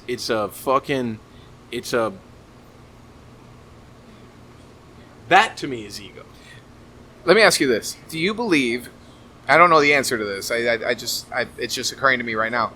Do you believe that that's also related to age? Do you think that that's something that we have to learn? Everybody has to learn that at some point? Like, For sure. It's like a rite of passage, like, But- just, you know. I mean, were you in your like journey of being a musician? Were you never humbled? Oh, yeah, I'm humbled every single time I play. Right, and me, I play covers. I mean, covers are great though. no, they are. But I mean, I laugh because it's like, I do my own renditions. You'd have to, check me out. I know you saw my Instagram page and all that, but it's just funny because you get humbled. Like, you play a song, you play your heart out, and somebody goes, but that's not how the original song goes. Right. And you're like, fuck. Yeah, I know. That was kind of the idea. Damn it. But yeah, I mean, yeah, humbled. Of course, I've been humbled. I'll tell you, playing gigs where you play to the bar staff Right. and no one else, that's a humbling experience. Yeah. And 2 nights before you played to a fucking packed house and everyone's going nuts over your shit, Right. and 2 days later you're playing to crickets. That's mind blowing, right? Yeah. Because I feel for other people in my position too. It's like you play to a packed house every Saturday, and when Monday rolls around, you're playing to the bar staff. Right. But because it's a business, this is what you're doing. Right. You have to understand that there's peaks and valleys in all things. Sure. And the level and the kind of like the understanding the business part is what's lost on a lot of people, right? It's just, Right. oh man, I'm out of here. I gotta go take a leak. I'm out of here. Oh shit. I gotta go. Is this? Is that an exit? That's an exit. There's an exit sign there. Is there not? Are we not sponsored for the leak? No. All right. I'm out of here. Lincoln's Beard Brewery. I'm out. Yeah. Let me just give this guy a hug. Are we gonna give him the furry? I love furry that Falco's balls here. I love that you're here. No, get him bro. on the furry balls. I Get love him the that you're furry here, balls. bro. Give him the furry ball. No, it's fine. Get on the furry balls. Furry ball. we Furry ball. John, And we're back here on Pancon Podcast after our commercial break. And we have We've made many references to you. now on the main stage, Introducing Falkina. By the way, there's no cameras on you. Juana We don't Falkina. have that kind of production value. Hey, Now, hey, when John. you're talking into the ball tickler, you want to like really let it tickle your lips. You gotta let it tickle your lips. Just really get in there like this. There. It's actually really good. It smells like Nick after a moderate jog. Maybe nothing crazy. He's not running 5Ks. Look at this guy. I mean, This podcast is a moderate jog. relax. Hey, this podcast is just get in that bush. That's This actually, podcast. Yeah, it's a fucking sprint. that's actually the iTunes description. It's a moderate jog. Miami food culture.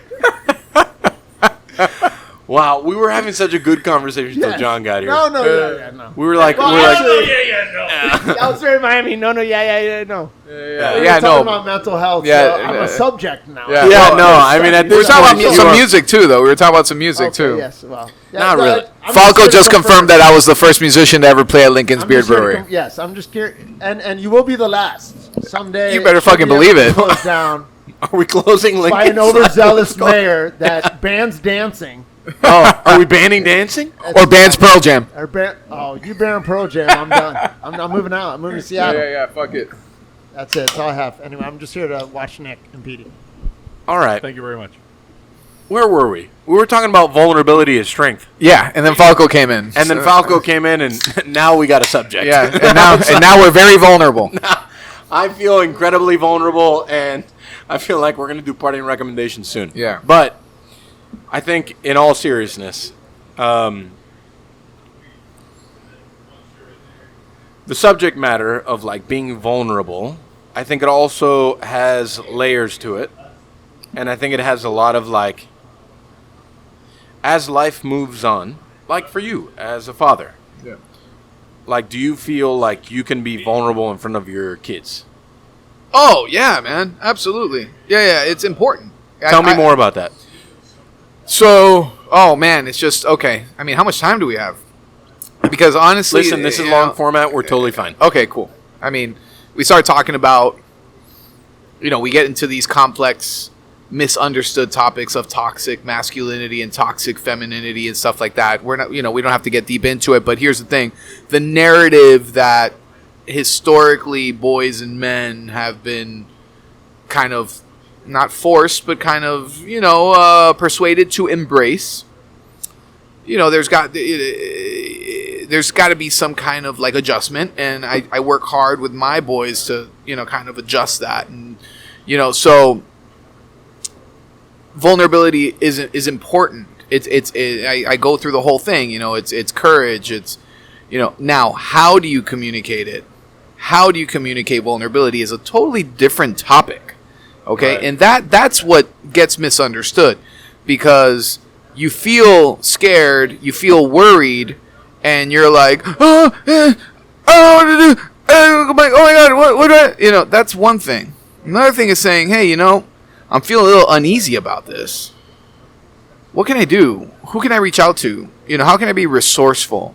Right? That's a different tone, right? Where I don't have to be alone. I don't have to try to solve things by myself. Sure.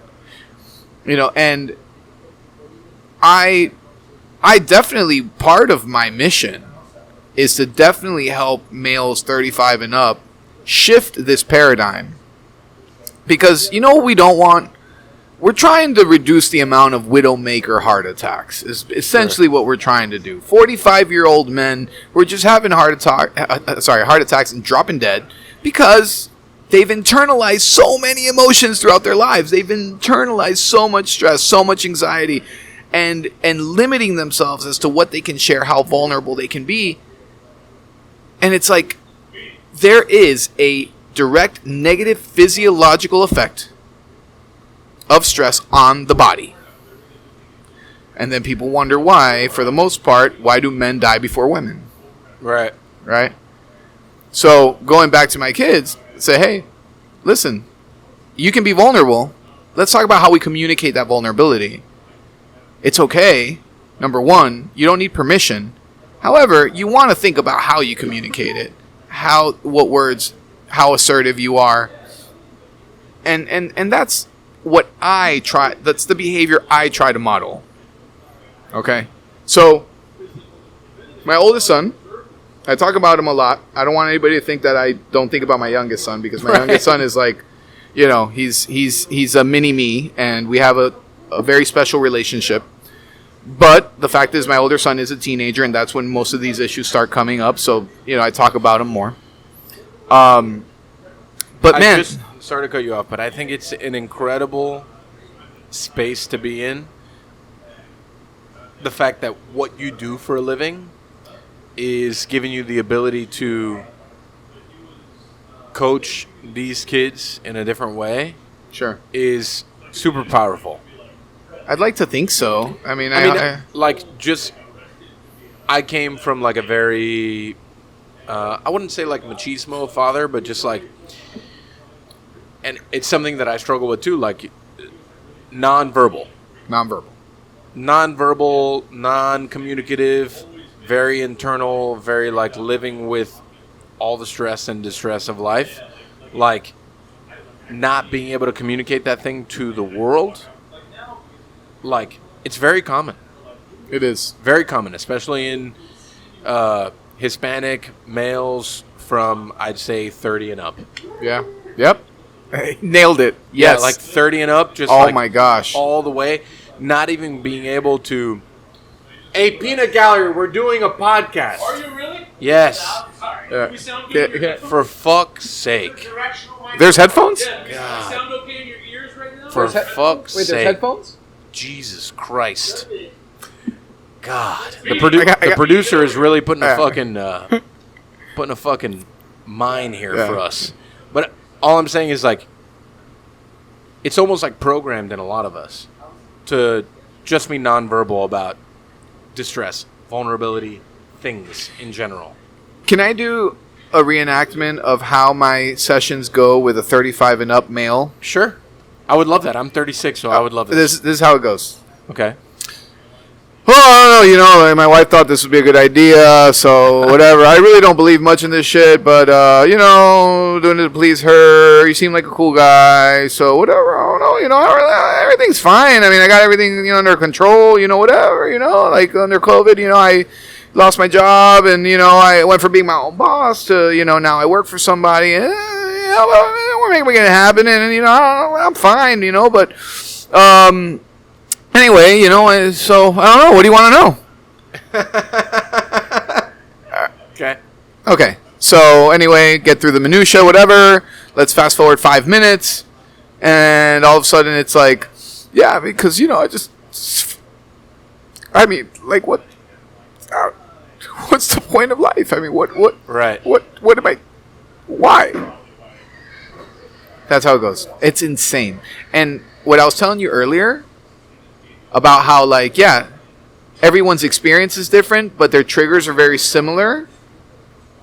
That's an example of that. Where give me an example of a trigger, so I understand. When you say everyone's triggers are similar, give me like two kind of like stances of in which they are similar. One of my most influential professors said it best. He said, the only thing that's more important to a man than sex is his ability to make a living and provide for his family.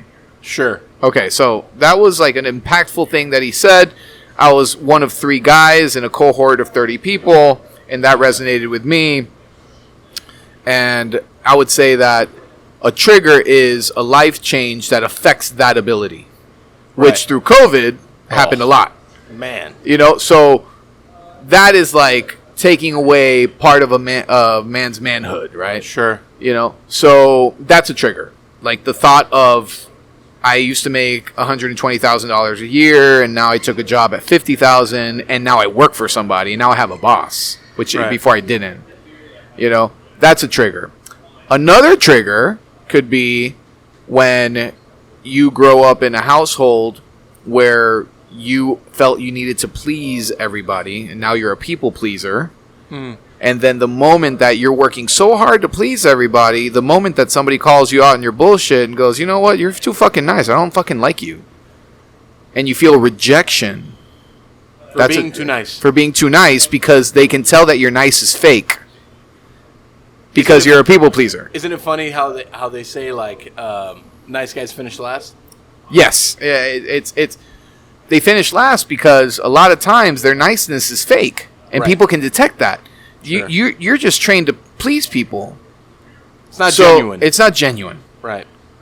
So, nice guys finish last. Your nice is fake, and then all of a sudden that rejection is a trigger. Yeah. The moment somebody's like, you're nice. Everybody thinks you're nice, but I think you're full of shit. Oh, fuck. Okay, so that's a trigger. And then there's other, like, more, like, evident triggers. Like, if you were, sexually molested and you meet somebody that reminds you of the perpetrator and you identify with the perpetrator, then all of a sudden it's like, you're triggered. That's more of an identified trigger that it's, like, identifying to them. Yeah. Right. Or another example that's really prominent now is when people who come out of a relationship where they're gaslighted. What's that mean? Give context to gaslighting. There are a lot of different definitions. So I want to throw out my disclaimer because there's people that are going to be listening that are in my line of work that are going to cringe. Okay. All right. I love cringing people. Yeah, I love cringing people. Definitely. Like, I can hear the voices like, that's not it, bro. Get your fucking facts straight. He's probably at Lincoln's Beer drinking. Probably. Yeah. Yeah. Or somewhere drinking. Yeah. From what I understand, as we like to say, that's like our indirect disclaimer. Sure. From what I understand, gaslighting is when you are made felt that you did something wrong, or that there's something about you that is wrong, and when in reality you're not doing anything wrong. So you're in a relationship and the person constantly tells you, for example, yeah, you're pissed because you're a fucking perfectionist. And that's how you always are, and that's just who you are. And instead of the person saying, "Oh, really? You want to tell me more about how I am, fuckface?" Right? Right? The person goes, "Oh shit, really?" And they start believing it. And the gaslighting really ignites. Oh, I get when it the now. moment the person says, "Oh fuck, is that for real?" Yeah. Now I'm going to change the way I am around this person because apparently I am fill in the blank. Yeah, and I am this way and I am that way. So now I'm going to be careful with, and I'm going to change essentially everything about me to adapt to this person because this person has called me out on things that I definitely am when in reality they're not. So, I can tell you that just like in the spectrum of what society is turning into, Yes. your description of gaslighting is like every day. Sure. Every day, like, it just seems like people are lighting gas at every nook and cranny of the corner to not only try to make someone feel less of themselves, but to make themselves feel more of themselves. Definitely. One of the best quotes I've read in the last 10 days and encapsulates a lot of what therapy is about in one realm of therapy is the following. Most people cope with their issues by projecting it onto others. And once you learn that, you will stop taking things personally. Oh. Yeesh. I just got chills. Right. So Yeah. so that gaslighting is like, oh my God, like you want to feel so good about yourself. Right. That you go as far as to make me feel like there's something detrimentally wrong with me, and it's my fault that our relationship or our friendship is where it's at because of something that you've decided to point out as a flaw of mine. Because people don't want to walk outside of themselves to look at themselves in the mirror to Correct. say, this is what's wrong with me. Like, And you need to do that in order to set proper boundaries, which we enter another topic of. right. Yeah. I mean, but it's important to understand, like, I feel it's interesting. Like, we talked about that moment when you feel like death is closer than ever, right? Yeah. Yeah. So, like, in that prospect of, like, I would say it was, like, within the age of 31 to 32, I was like, man, I'm going to die tomorrow. What am I doing? What's happening? Yes. Right? I started to prospectively think about, like, what it is that I'm doing, right? And then I would say within the last 24 months, just because, and I would say that COVID was like a springboard for this, saying, like, we did a lot. I'm proud of what we did. Fuck it. If you don't like what we do, fuck you, and I don't care. Very good. Me personally, and a big thing, and like something I've told younger chefs than myself, and even older chefs than myself, say no. Say no all the time. And no is a complete sentence. Oh man, let me tell you, and put a fucking period behind it.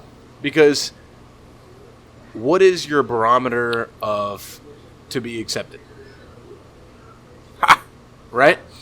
And I've had this conversation with Nick, totally off microphones, but like certain situations within the last, like, I'd say 6 to 8 months of like what would possibly propel me to like another level. Me personally, professionally, whatever. And things that they asked me to do, and I was like, no, I'm good. And they were like, well, what do you mean? I'm like, no. Well, we would really like you. I don't care. Yeah, you would really like that, wouldn't you? I love that. We would really like... Yeah, I know you would. You would like that. But I Yeah. can tell you that the seat that I sit in professionally, I like where I'm at. Good for you, man. That's great. Say no. Say no. And then at the same time, understand why you're saying no. Don't just say no to say no. Because that's just arrogance. Right. Say no. Okay. What is your mission? What is your thing? What is it that you really fucking stand for? Yeah. And then say no behind it. And I did that. And still at the same time, I still got what I wanted at the end. Law of attraction. Law of attraction. Somebody asks you to do something, you say no, they want you more. Like, I have been very against so many things in my career because I felt like it would cheapen the purpose of what I think my career really stands for. And that's my own personal thing. Yeah. Not as a company, not as like a what we do here, there, or whatever. Yeah. Just me personally. I feel like it would cheapen what I want.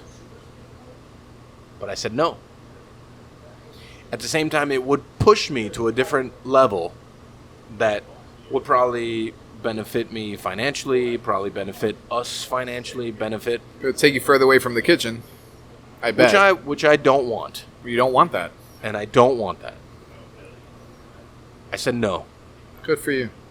And at the end of the day, I still got something that I'm incredibly proud of.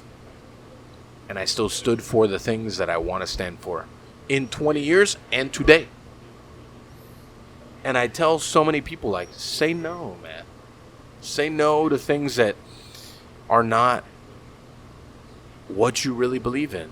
Because you won't be able to sleep at night. Things that don't fulfill you. Yeah, man. It's an incredible, like, space. And it's like, it's again, but saying no is very vulnerable of a space. Yes, it's vulnerable of the space because out of fear, survival, ego, everything we've talked about, all of that connects to this thought of if I keep saying no, I will stop getting the invitations. Right. I will stop getting recognition. I will stop getting the calls. Right? But equally, do you believe in yourself? Correct. I mean, that is what it comes down to. I mean, we all have 168 hours in a week. We all have an X amount of time. We all have 12 months in a year. You know, we can only spread ourselves out so thin. Right.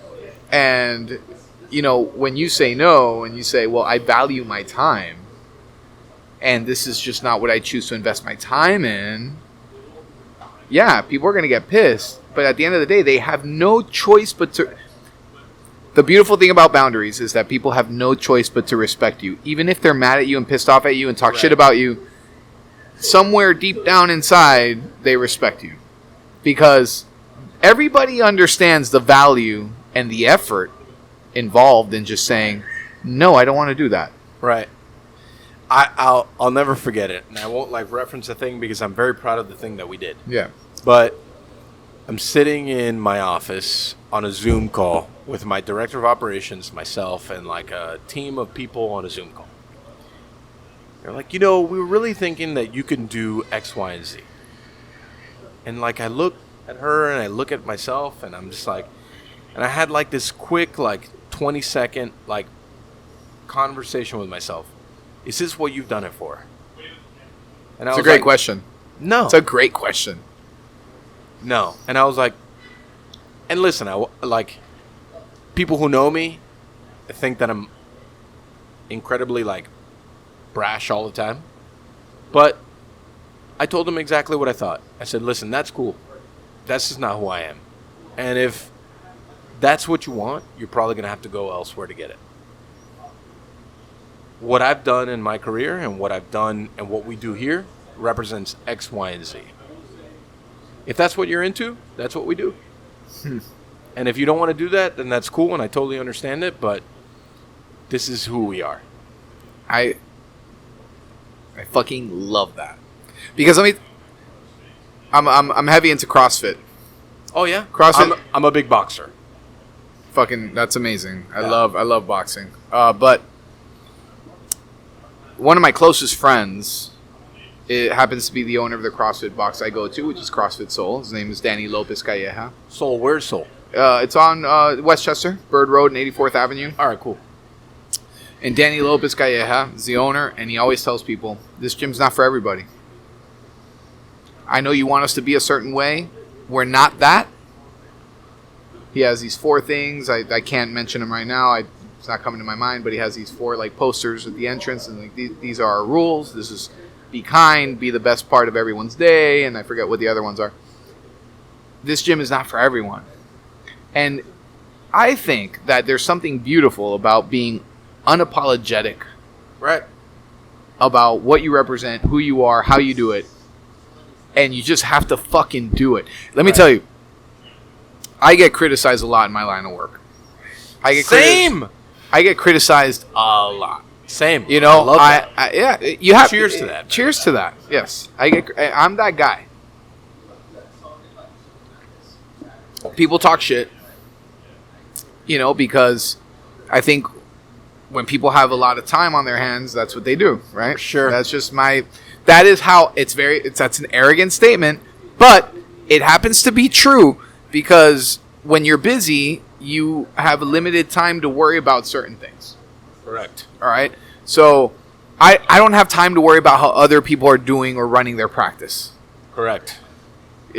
Sometimes I wish I did. Right. Sometimes I'm like, damn, I would love to have like a break between like 2 p.m. and 5 p.m. and not do shit and just like focus on what everybody else is doing. But I do get criticized a lot, and at the end of the day, people just are like, hey, like, Carlos, I got to be honest with you. I checked out some other therapists. I want to come back to you. Okay, cool. I take no offense to that. You have to shop around, But I do things in a way where I'll share things about myself. And I do the whole process. I'll say, okay, listen, is it okay if I disclose something about myself? Talk about me for like 30 seconds? And the person usually says yes, because they're dying to know. Because there's nothing more uncomfortable than talking to a therapist that you know nothing about. Well, it's also like talking to someone that you think is on a pedestal. Correct. And I love knocking out that pedestal. Amen to that. I love knocking off that. I am not on a pedestal. And here's the thing. I'm in touch with where we're at. 2021, transparency. I have an Instagram page. You're going to know about my life. You're going to find out shit about me. Google my name. You're going to know all of my history. You're going to know all of my past. You're going to know all of my records. You're going to know where I've lived. Like, I'm not going to pretend that I live in a world that you cannot find out shit about me. Sure. So I might as well tell you myself. Now, a lot of people, traditional therapists, are like, you shouldn't disclose anything about yourself. I don't believe in that. I get criticized. It doesn't matter. Here's the thing. Vulnerability. Right. When you can show somebody that you're available and you're able to be vulnerable, now all of a sudden the game changes. Yep. You give the person permission to be vulnerable. And I'm not saying I disclose details, like specific details about my life, but let me just share this one thing with you that I've been through. And it's a game changer. But people love to say, oh, you know what? He's a good therapist because all his patients just want to be his friend. I laugh because I'll tell you a story right after. Yeah, I mean, it's like, oh yeah, because he's a musician and his clients or his patients go see him play. Right. Okay.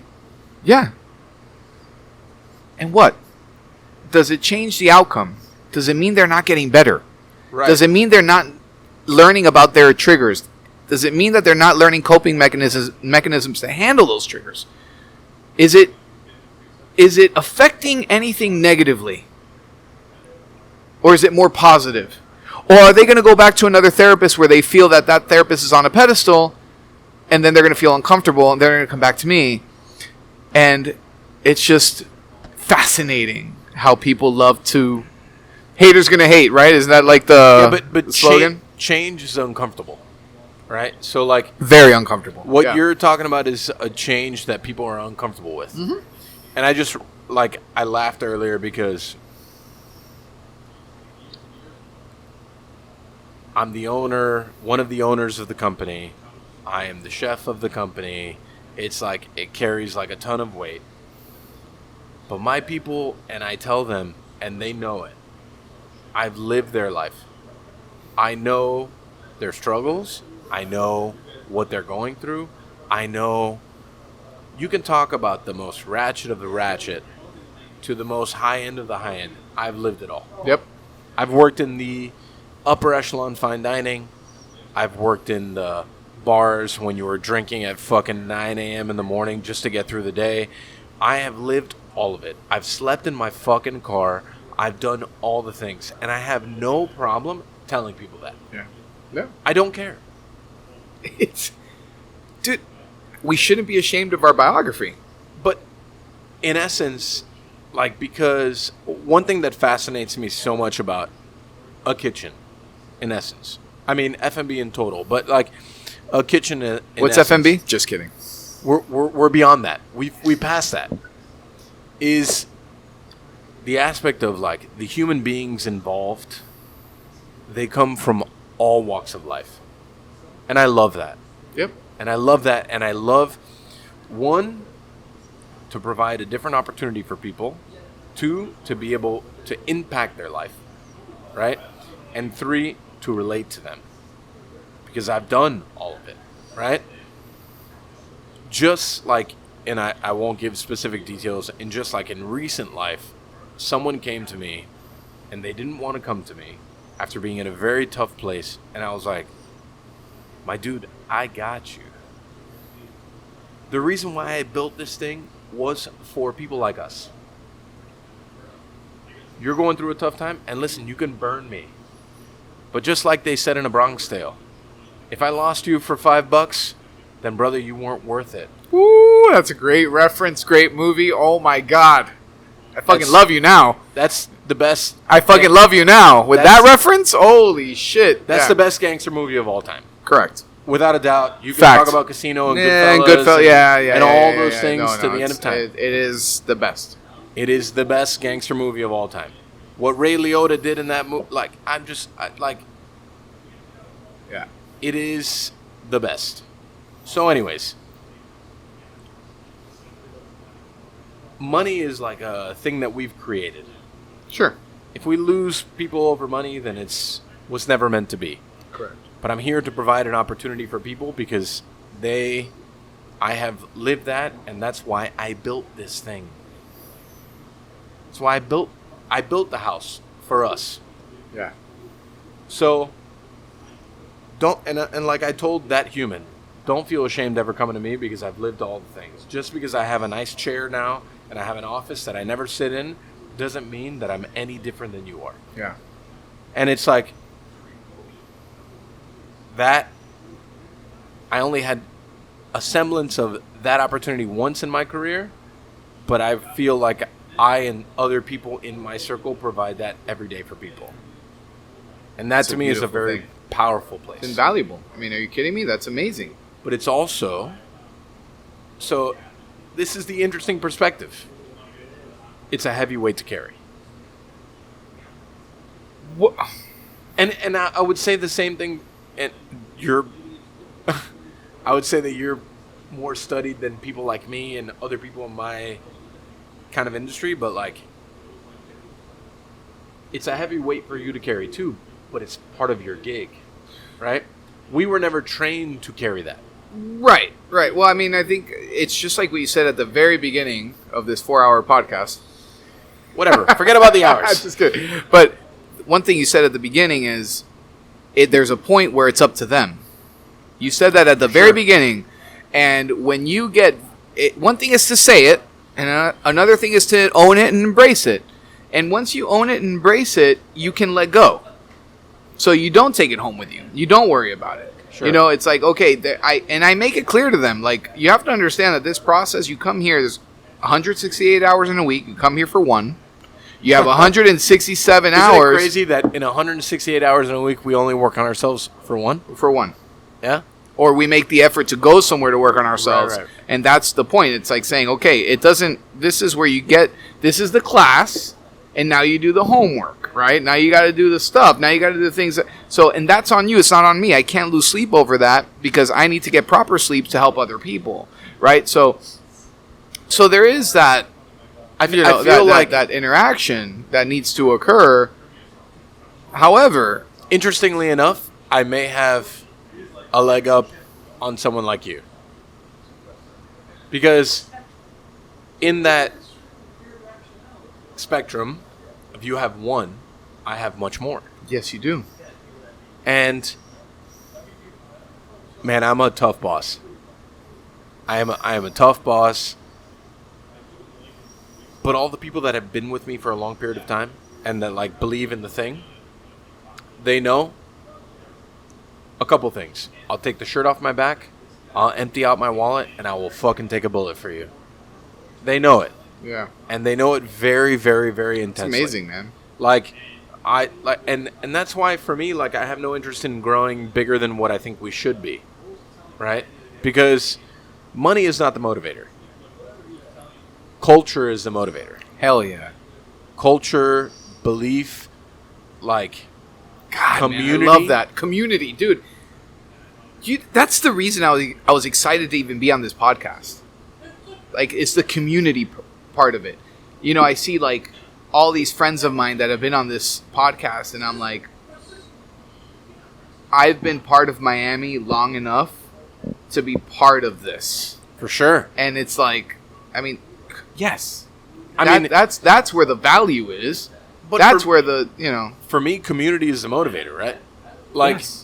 I feel like people like yourself, myself, Nick, John, they don't have a mouthpiece to really talk about who and what they are.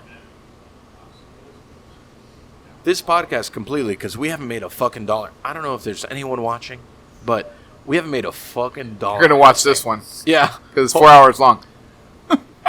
We'll break it up into pieces. Highlights. Carlos Escanilla Part 3.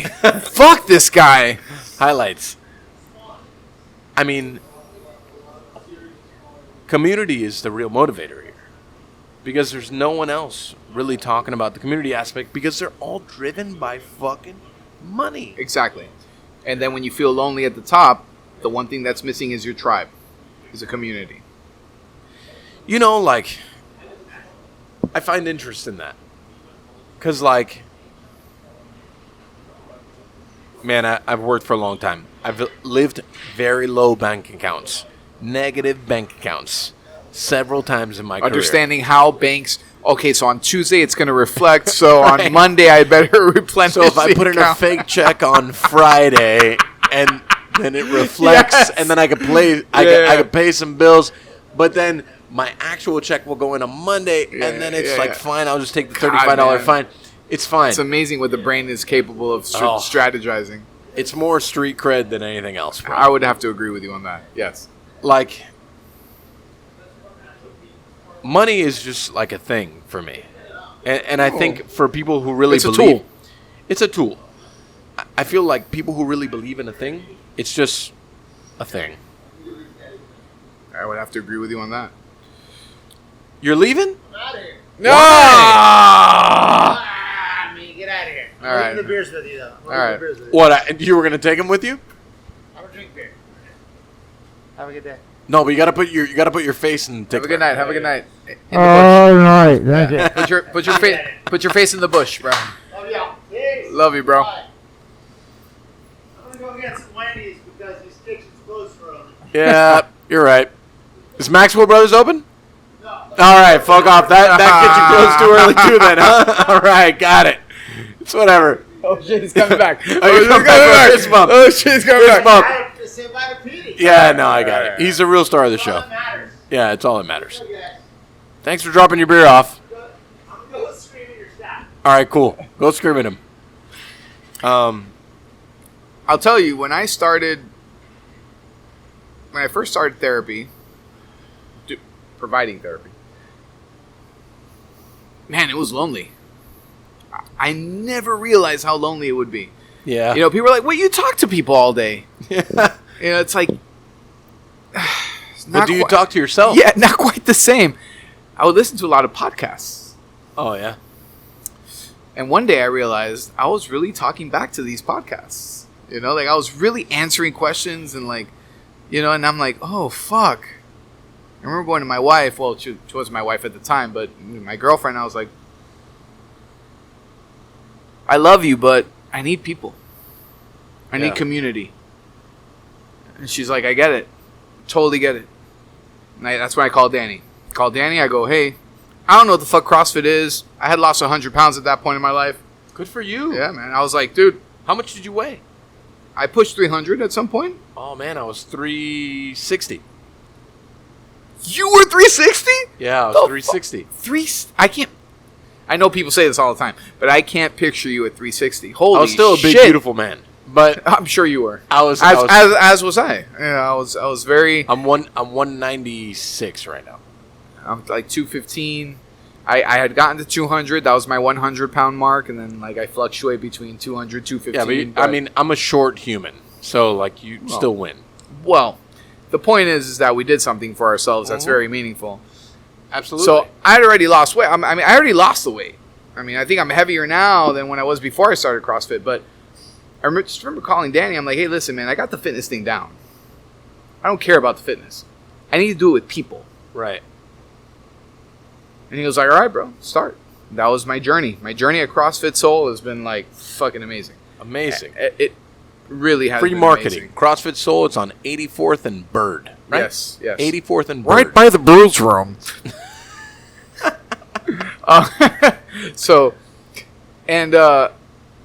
Community, that's when I realized the value of, because I used to laugh, I used to mock, oh, you need to find your tribe. Oh, yeah. And I'm like, get the fuck out of here. What the fuck? Tribe. Fuck you. Right. That's when I realized, oh, yeah, there is something to this. Well, you find tribe in different places. Oh, right? no, Like, you're right. Absolutely. That was know, just my way of finding mine. But yeah. Like, when I went from 360 to 270, 100 plus pounds down. Was it? No, it's about 100 pounds. I then found boxing, right? Yeah. And that is now my tribe. Like, I've talked to Nick about this exhaustingly, but, like, I'm going to take an amateur fight. I have completely found a safe space in a very unsafe space of boxing, because it's then given me a purpose other than what just this work purpose is. Sure. Yeah. And it's given me like a whole, I then found a hobby, which was Danny Surfer's recommendation. It just gave me a different thing to lean on as a grown-up, which I didn't understand. Like, because when you're a kid, you're like, I play sports, I like cards, I go to school. But then when you grow up, it can be a rather lonely place when you're on a mission to do a thing. Yeah. You know, and your mission is to help humans. My mission was to feed humans. And in that thing of feeding humans, then help give culture to a bunch of other humans. What, in essence, at that time is for you? And I'll take it a step further. Having the willingness to grant yourself what is right for you. Granting yourself is different. Yeah, and giving yourself permission to, I need this. Sure. And that's going back to vulnerability, right? Yeah, like that's a very interesting space. Like, I think just like the conversation we had earlier about saying no. Yes. Right? Yeah, that's right. Like, I've forever said yes. Tatiana, bless her. Right? She's been a blessing. She is my assistant. Okay. I have now said, like, on Mondays, just everyone gets a no. A hard no. You want a thing? No. You want something? No. You want chef to show up? No. It's a hard no. All right, so if I'm croquetas on Monday... No, croquetas happen on Monday, just not by me. Okay. I was about to take a note. Like, let me not call him on Monday. You can call me whenever. Okay. But what I'm saying is like, separation of church and state means a lot now for me. This is my church. Correct. I am the state. Yes. I'm now separating the two. 1 day a week, which I would never do before. I would never do that before, but finding that boundary, finding that space, even if it's like I'm sitting in my house and I'm working, even in my house, I feel like a huge weight off my shoulders being able to do that, because I can live within my own space doing it. And in that space, you find so much more about yourself that you were not afforded the opportunity beforehand. That's right. And I think all that comes with growth. Yeah, I mean, it all comes from growth, but I would say it's tremendous growth. I mean, boundaries, it's such a what's the word? It's a very it's a trendy term. It's like a trigger term. It's like, boundaries is just very. It's used very loosely. I mean, yeah, but the term mental health is used very loosely. Correct. Now. Absolutely. Very loose. Absolutely. But boundaries is. You can't set proper boundaries until you realize that you are going to piss people off. Yeah. Like, be okay with pissing people off. And though. and so when you're dealing with like a people pleaser, this is a very tough thing because the tyranny of the shoulds, which we talked about earlier, everybody should like you. No, that's not the case. Yeah, but if you're not pissing anyone off, you're not doing anything that matters anyways. There you go. That's the mentality. The thing, like you have to understand, boundaries involves we are egocentric creatures. Yeah. A lot of times people are going to take and take and take from you, not because they're bad people, but because they are human. Well, because you let them. And you let them, but they take it because they're human. They're not because they're not consciously thinking, oh, he gives me everything I want, so it happens, but I'm saying for the most part, hey, he just gives me everything I want, so I'm just going to take and take and take.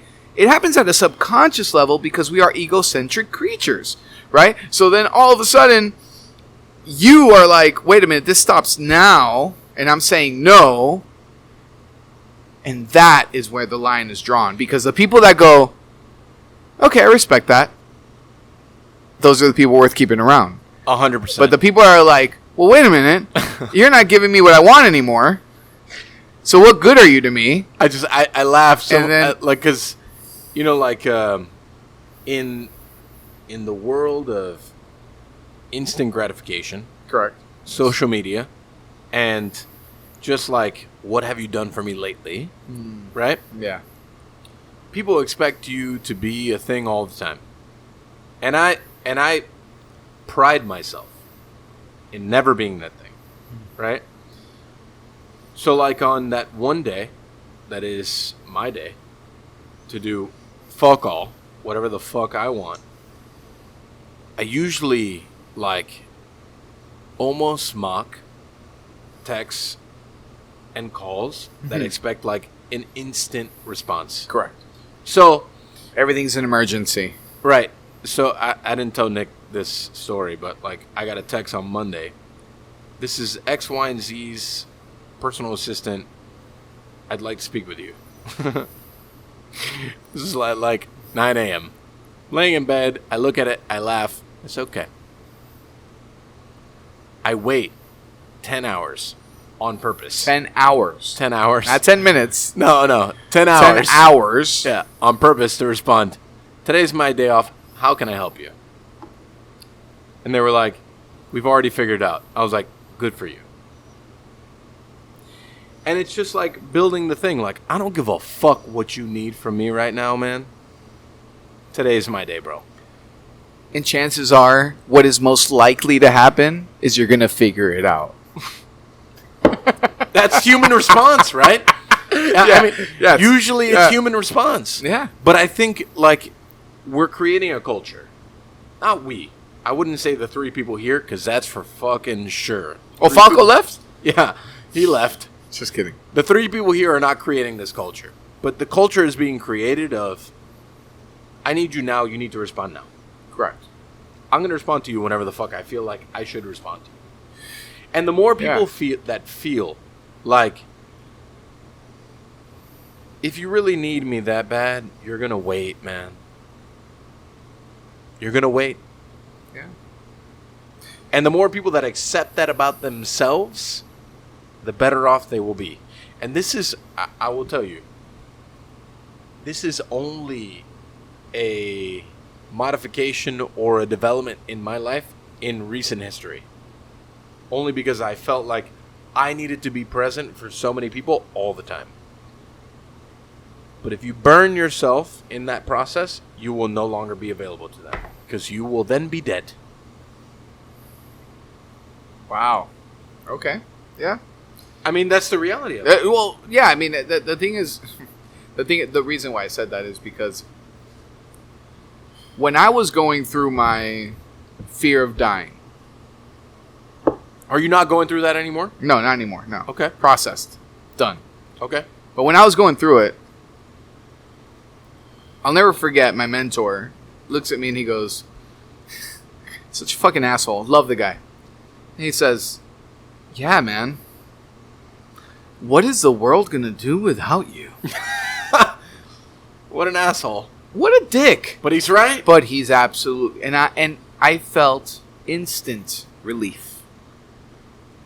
Instant relief. And I said, you're a fucking asshole. And he laughed. I said, what about my kids? He goes, they're going to miss you, but they'll get over it. Yeah. What about my wife? She'll miss you. She'll get over it. And if you are not an egomaniac, you'll be okay with her remarrying. And everybody's just going to go on. Life moves. Fun thing to do. When you tell people this, I have a kick out of it every time, so I'm disclosing it right now. So if I've ever said it to you, this. all right. Featured I on tell Blanco people podcast. only here. When you tell people, I manage text messages like I manage email. I check it once a week. Ooh, I like that. The short circuiting that goes on in people's minds, and you see it like visibly, like they're like, what the fuck is this guy talking about? Yeah, I leave the blue dot. I have an iPhone. I have blue dot. And I have a set time of the week where I sit down and I focus and concentrate on every single text message. And I reply. That day is Tuesday. So if you send me a text on Tuesday night, you're not getting a text back till the following Tuesday. I love that for you. I do. Yeah. You know, now, are there exceptions? For sure. Absolutely. For sure. Yeah, I'm sure you have your exceptions. There are like the MySpace top 10. Oh, man. Right? Tom, where are you, man? Have the MySpace top 10 that if they text you, I'm replying now because you're on my top 10. Correct. But everyone else, when it's my time to check text messages, I will do it and I will reply. Yeah. If it's an emergency, you'll call. And if it's really urgent, you'll leave a voicemail. I mean, I live my life with like 200 unread texts on a weekly basis. Good for you. Yeah, I mean, just not everyone's in the top 10. Yeah. Now, you can only develop that and establish that when you get to that point of understanding that it is not our role to please everyone all the time. Self-worth. Correct. I think because anybody would be listening to this right now and saying, these guys are fucking arrogant as fuck. Yeah. And you know what?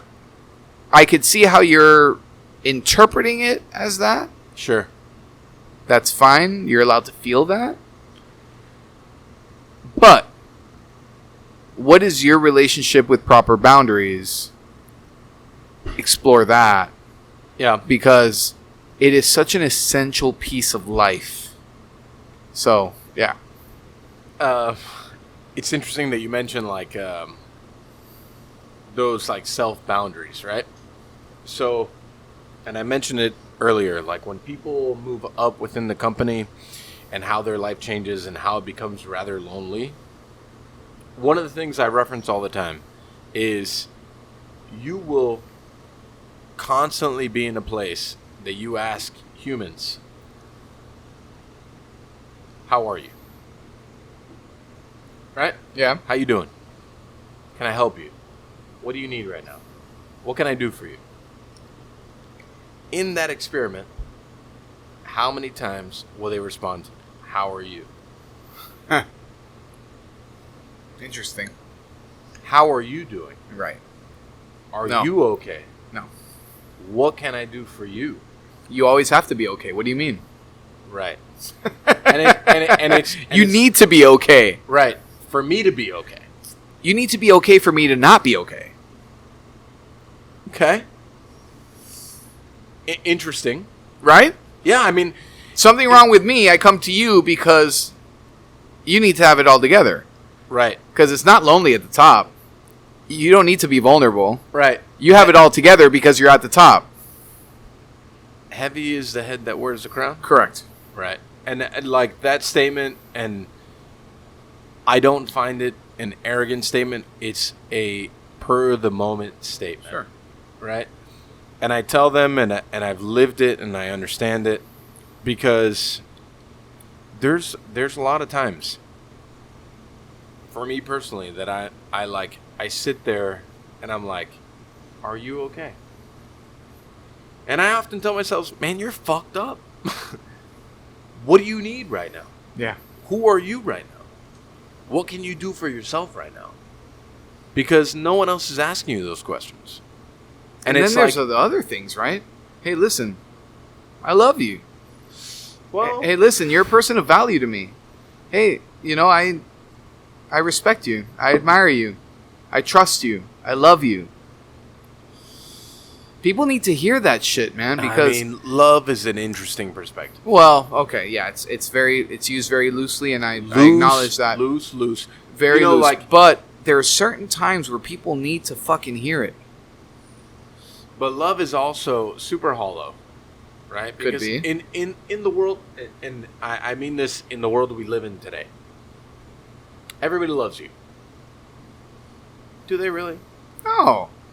I mean, they there's a certain category of love, Sure. where they feel an appreciation, and they replace that term with love. With love. Right. Or And this admiration, and they replace it with love, yeah. I would just tell you, just because, like, I've obviously been through, like, several therapy sessions.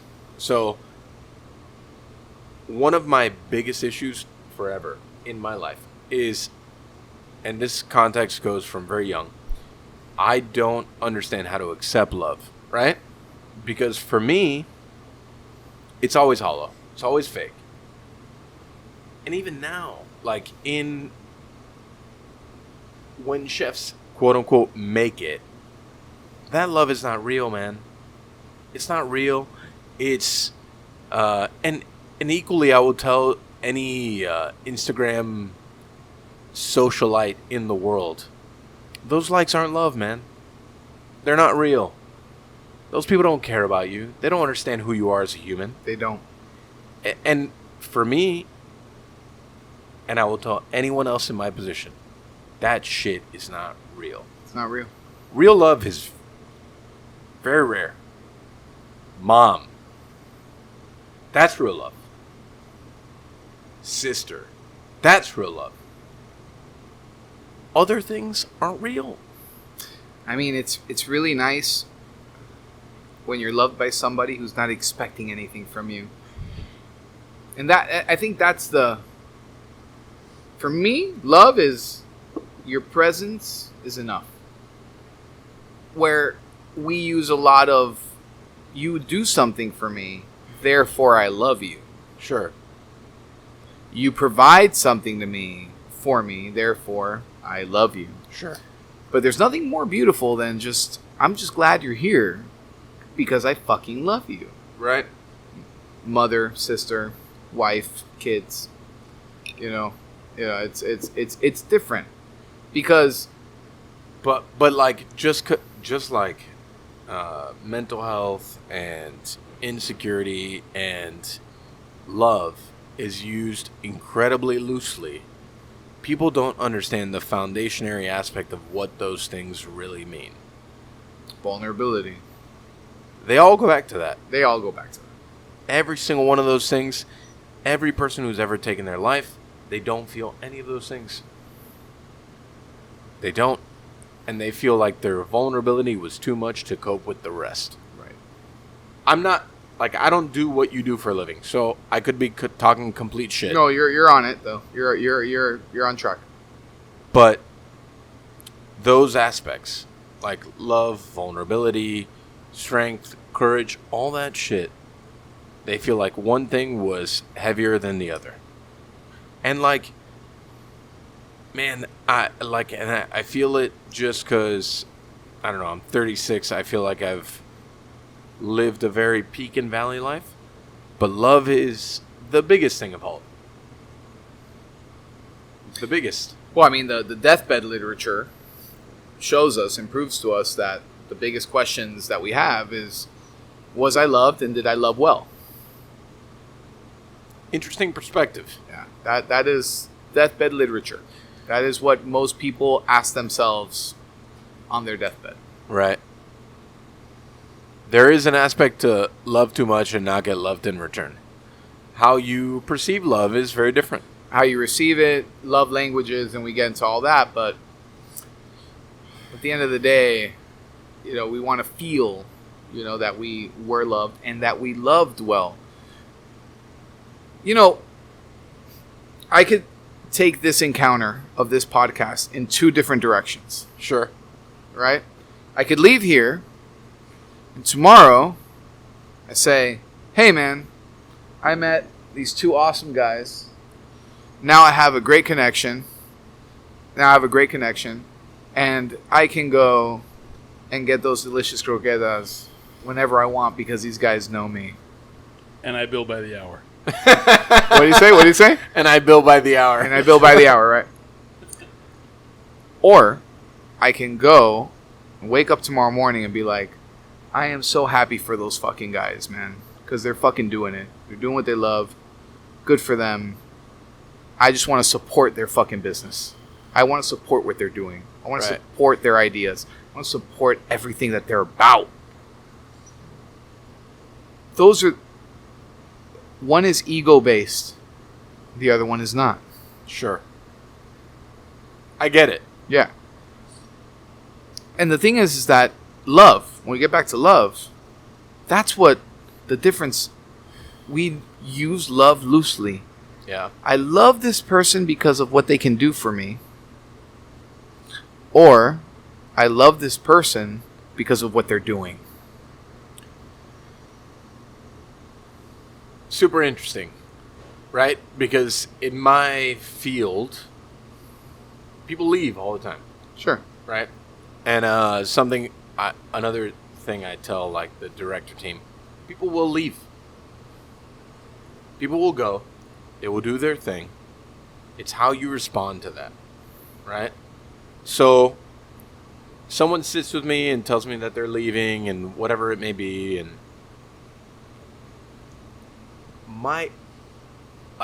it's always a very honest response. Is congrats. Is what? Congrats. Congrats. Yeah. I hope you fulfill everything. I love what you did here. I love you as a human. And I love where you're going. I hope that you succeed in all the things. Am I obviously like a little bit hurt that you leave? If you've been here for a long time? Sure. But my feelings don't matter right now. What matters is and I've done it, right? You're pushing on to a thing. Yep. Go do a thing.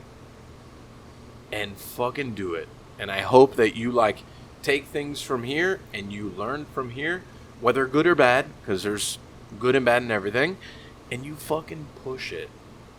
And you crush it. Yeah. There's a lot of love there. Yes. It's not easy love. No, it's not. Because people are leaving. But that's love, though. But that's why I think people have the wrong interpretation of love. Yes.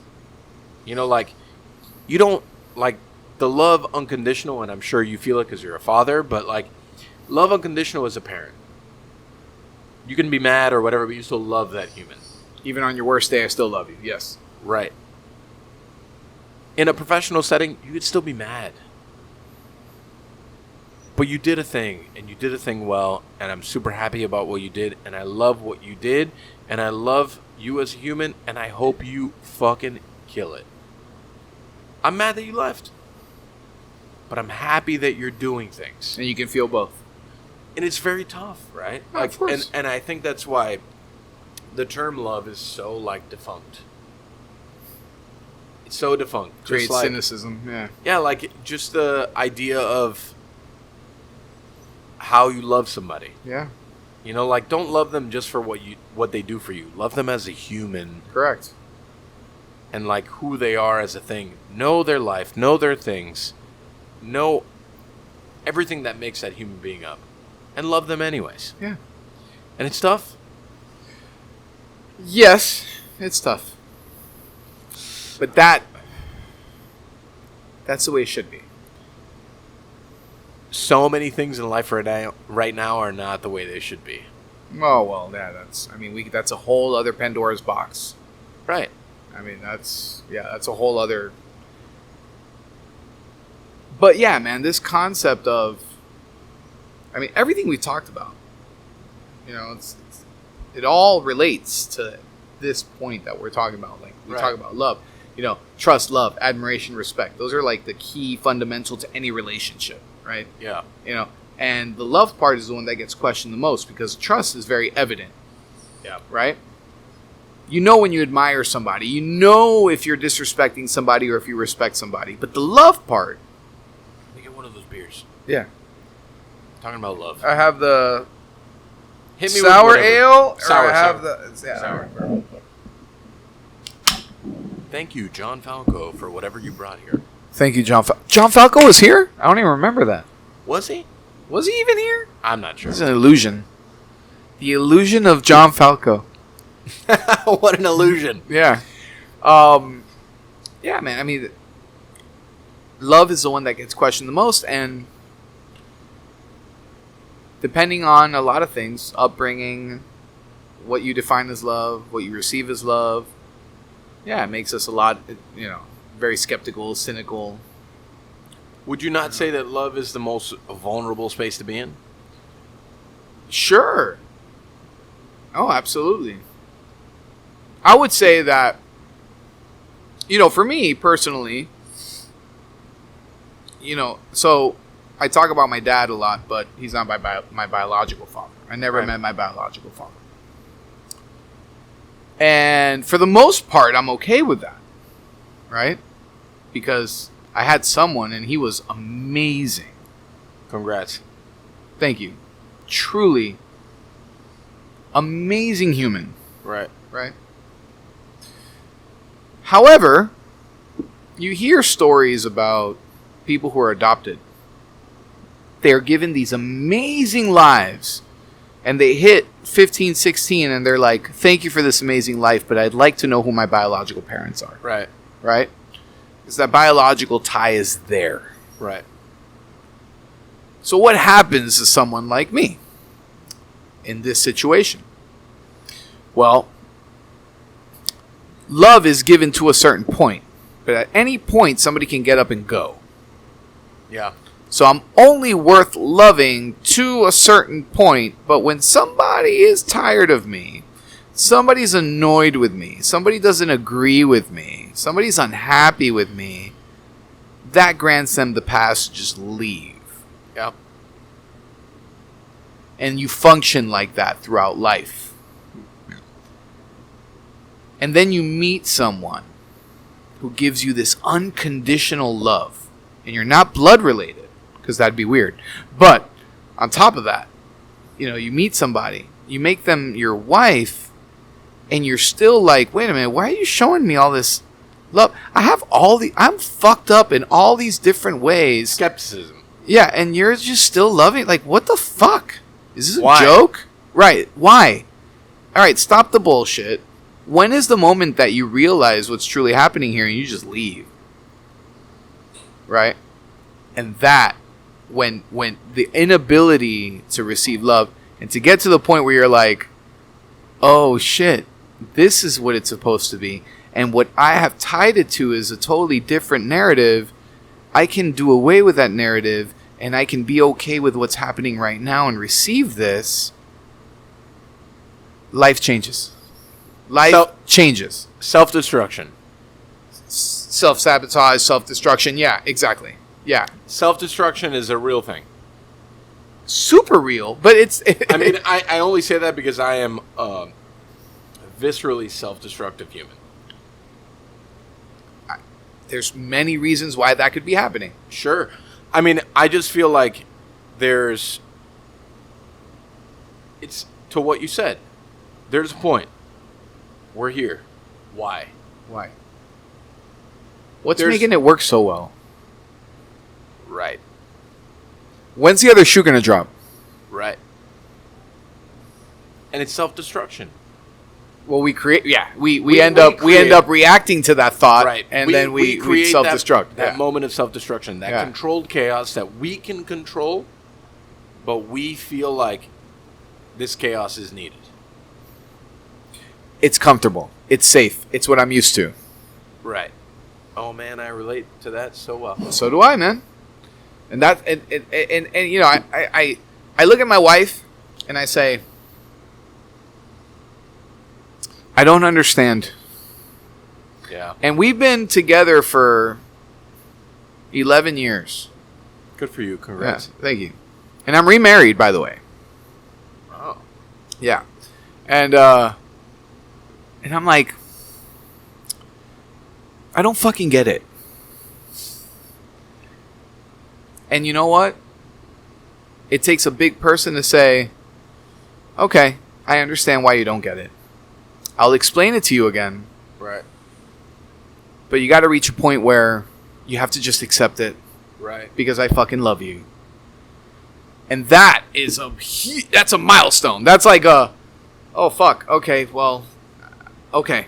But it goes back to the accepting of love and the so on and so forth. Yeah, right? sure. Yeah. You need to train yourself to be... Well, I mean, some people are born with that. Perhaps. It could be ingrained in them from young.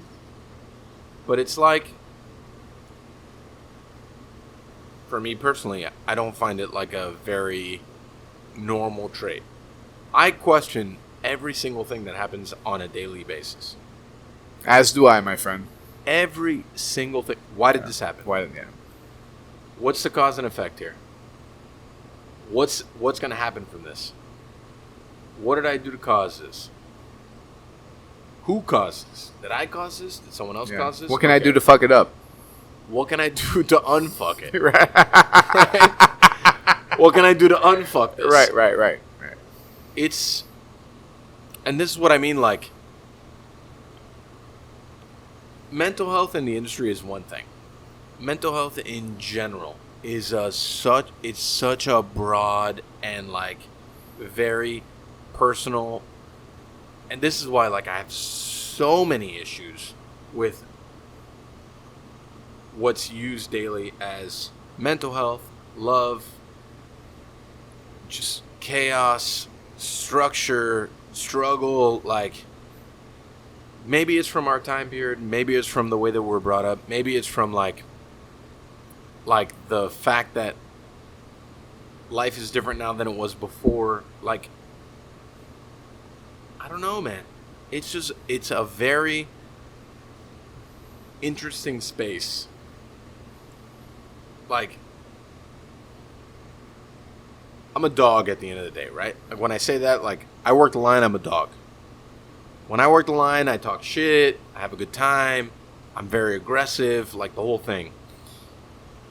When I work next to people or around people that just aren't comfortable in that space, I have a hard time understanding, right? Because I'm so comfortable there. And I've tried to gain perspective of like, okay, so why do you struggle here?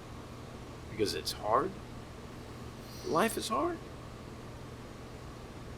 Doesn't matter what you pick up. Unless you're going to be a meter maid, which are like pretty much like, I don't know if you could find an easier job, but like, unless you're a meter maid, like, life is tough.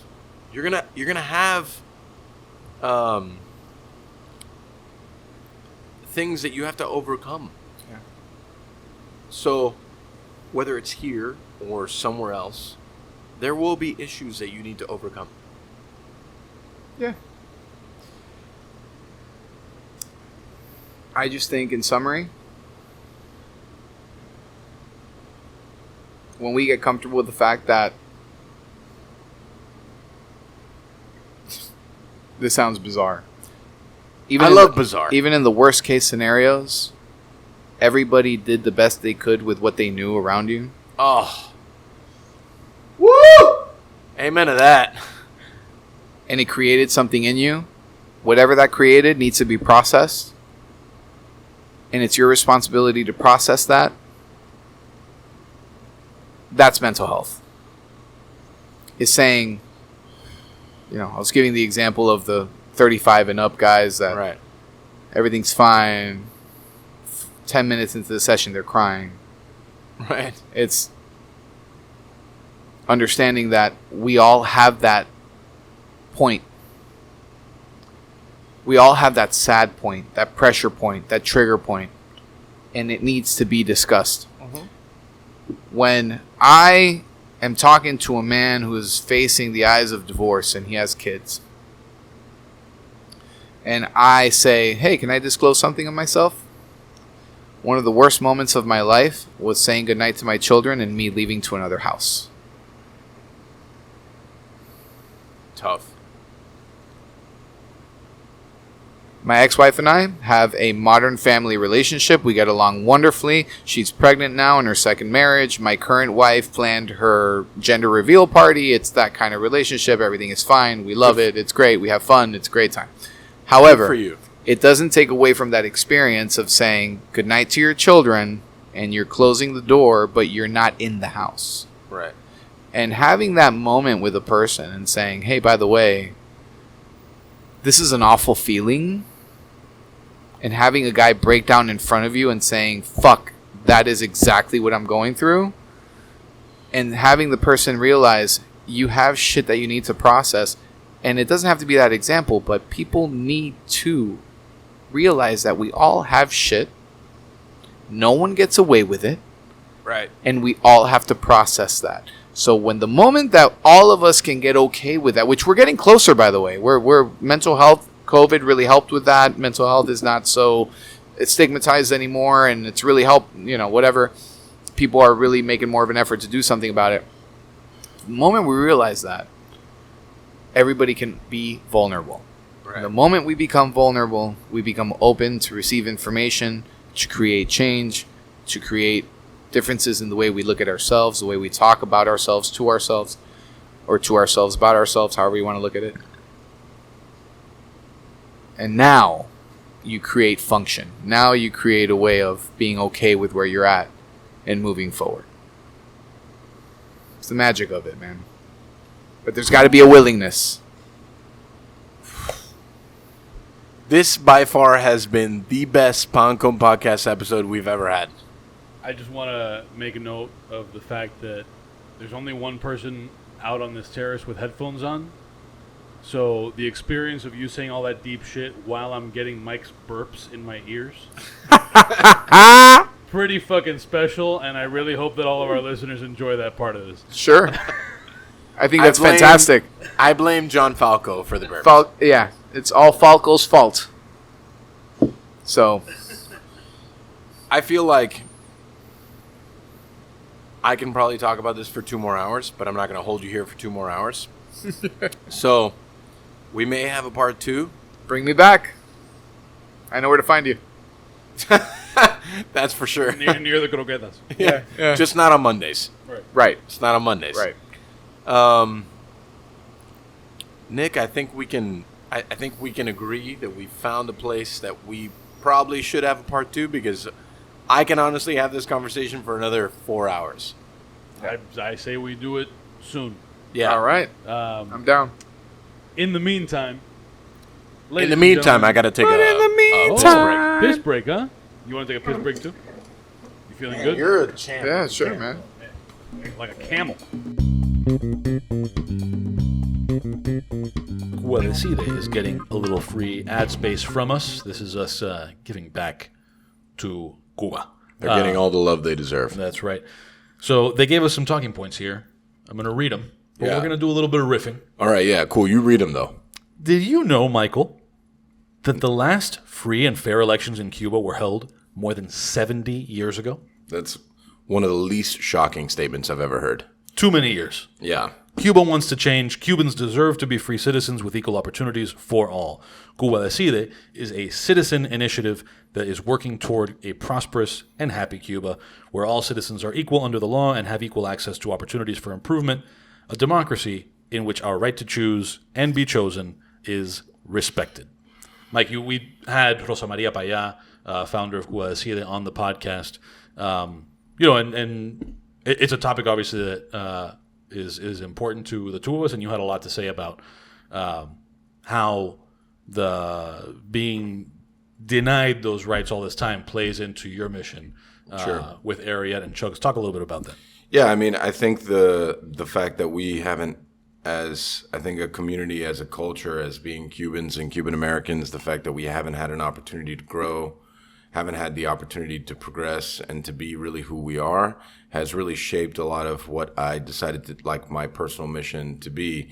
And meeting people like Rosa Maria and like several others like her in this process have nothing but solidified that goal for me. And to know that, I think one thing, I think it also happens a lot in our age group, feeling like you're alone in that process, feeling like that you're the only one that kind of feels, I guess, a sense of being lost, because you don't really know where you came from, why you're here, all those things. But in reality, there's other people living the same kind of life, and not only living that life, fighting to change what history has but just kind of made it to be so, right? Because it's like 70 plus years without free election. After a while, people just forget that there was ever a free election and that things should be a certain way. And there's other people fighting that fight to make sure that this doesn't stay that way. Right. So like you said, there are people who are fighting to make sure that it doesn't stay that way. And that's one of the kind of, it's not a paradox, but one of the contradictions, right? That we've been shaped by this reality that none of us want to see continue. So Cuba Decide is a wide initiative that includes Cubans on the island and around the world, along with international friends who together work tirelessly to achieve a peaceful change. They fight for a democratic Cuba and are closer than ever to achieving that goal. So what's the strategy? It's the peaceful mobilization of Cubans and the international community, putting pressure so that the people can live in a democratic system and be free. You can follow Cuba Decide. That's Cuba Decide. It means Cuba decides in Spanish. Cuba Decide in all social media platforms at Cuba Decide. That's Cuba, D-E-C-I-D-E, Cuba Decide, Cuba Decide. To learn more or join Cuba Decide and donate at cubadecide.org/donations. The funds raised go to train promoters, recharge cell phones, meaning to keep cell phones active and connected to the internet, produce promotional materials on the island, generate international support, and much more. So go to cubadecide.org/donations. If you put Pan Con Podcast in the memo field in the donations, that will signal to them that money should go to keeping phones in Cuba connected to the internet. Brought to you by Pig Ink Apparel. Pig Ink Apparel was started in 2012. 2012. Okay. That's an actual statement. It was started in 2012. I was sitting at a bar having a drink, and then I drew this like logo very poorly on a napkin, and I drew a name on a napkin. And the entire purpose of starting this apparel line was because when my family came here from Cuba, what sustained them financially was making clothes. Okay. So my grandmother, she's a G and like a super hustler, and she got on consignment like 1,000 yards of jean. And she made a deal with a friend. Her and my grandfather made a deal with a friend to like pay off the sewing machine, and then they put it in their house. And my aunt, uncle, and mother, with my grandparents, started sewing jeans. And then they started selling said jeans. And then from that company, my grandmother started a company with my father called H&D Fashions. And we did textiles forever. 25 plus years until sadly the company closed. We had 2 factories in the Dominican Republic and 1 here in Miami. And that's really what sustained my like childhood. I grew up in clothing factories my entire life. You know, like it's a very interesting place to be in. It's like these weird, like gigantic shelves of just huge rolls of fabric, and then these gigantic tables of ladies cutting shirts, and then going from one place to the next, and then going all the way down this like conveyor belt to like the ones that would sew it, and then they would sew it, and then they would print it, and they would do the whole thing. And it's just like what I grew up with. So it was a small thing that in 2012, which I had no business doing because I had like zero money to actually make it like an actual thing. I was like, I just want to come up with some like cool designs that are lifestyle, food oriented, chef oriented, that aren't so chachi. And you see a lot of the chachi food stuff, like your radishes are wild. Like we don't do stuff like that. So, we're making like a hard comeback. Our my partners and I have decided to reinvigorate the brand and bring it back. Our logo lives on within our hospitality company and obviously through the merchandise line. And we just dropped our website within the last 3 weeks, and we have some great designs that some local guys helped me do. They're all, I think, super dope, and it ranges everything from like work shirts. When I say work shirts, it's actually the shirts that my staff wears to work, to cooler designs and nicer fabrics and nicer shirts that you can wear out and kind of like hang out in for the day. But Pig Ink has always been like a passion project for me. It's always been something that's never been for money or whatever. It's more of just like the story, and I think it's cool, and I think it's fun, and there's a way to help people within the process too. And I think that, what we're doing with Guadalajara and what we've done with other people in the past, and probably what we'll continue to do in the future with donating to charities and overall, I think it's a cool thing. Good shit. So whenpigsflymia.com, that's where you get all of that stuff. Do you have like a personal favorite item? If you could only have one. I honestly... You could only have one for yourself. I mean, I think it's because I'm super biased because I love the original Ariete shirt. So the new shirt that we're dropping for, Guadalajara is probably my favorite one that I wear the most. So I think that that's super dope. The Reservoir Pigs one is like very cool too. I'm a big fan of the hats, like the beanie I'm wearing right now. I like very simple designs. So I don't like it's never going to be a lot of things happening. It's usually pretty simple, but yeah, I would say those are my favorite things. The dad hats are my favorite. Like the khaki dad hat is is super dope. Yeah.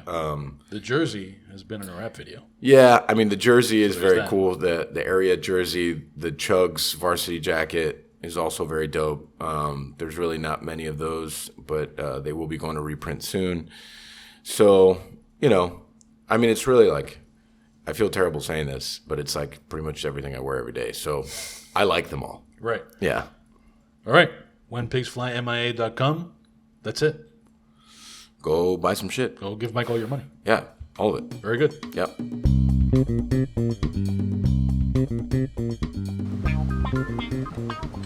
And we're back after that commercial break on Pancon Podcast. All right, well, this is where we do our wind down, which always starts with parting recommendations. It's where everybody recommends a thing that people listening could be literally anything as long as it's not your own. Something they should eat, read, watch, do, a place they should go, whatever at all. I feel like we recently discussed something that I should recommend. No? I mean, that's just vague enough.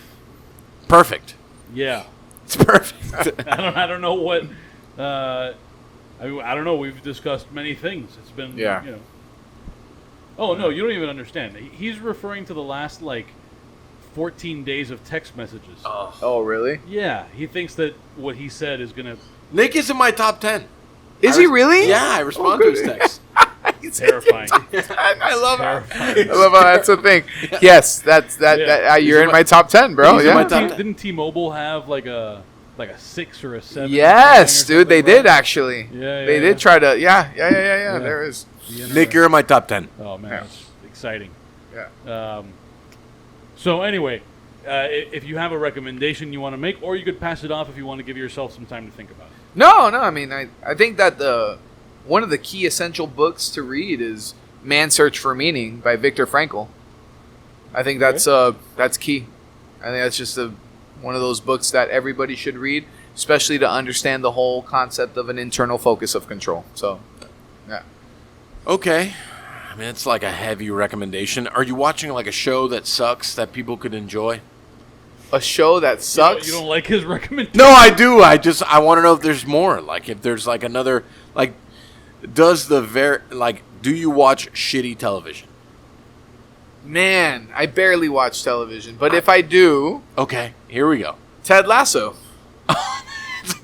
That's a good one. I like that. I just watched Ted Lasso, and I watch it over and over and over. I mean, I just finished Squid Games. Ugh. But tried Ted Lasso is where it's at. Okay. I tried Squid Games. I couldn't do it. Yeah. Mike, any recommendations? So in a very like early morning that I couldn't sleep, I put on Mad Max, the one with Charlize Theron and Tom Hardy. I watched that all the way through. It was very good.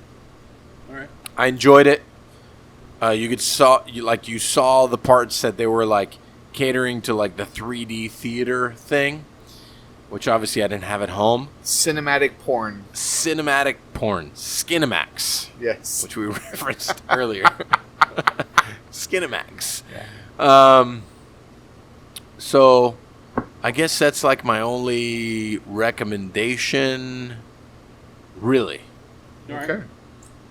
I'm going to recommend a YouTube channel. Okay. It's Channel 5 with Andrew Callahan. It used to be called, this is kind of old news, like Vice did a profile of this guy, but he has a YouTube channel called Channel 5, and he does some like really weird documentary style interview stuff. This is coming to mind because I recently shared a small clip from a video he did during spring break of 2020 in Miami Beach.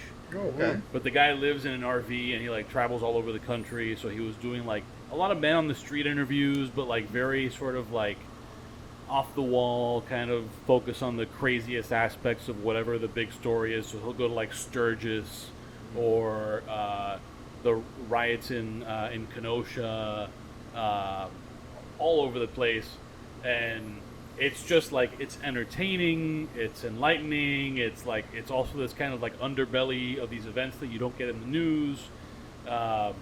So just like very kind of intense, entertaining YouTube stuff. All right.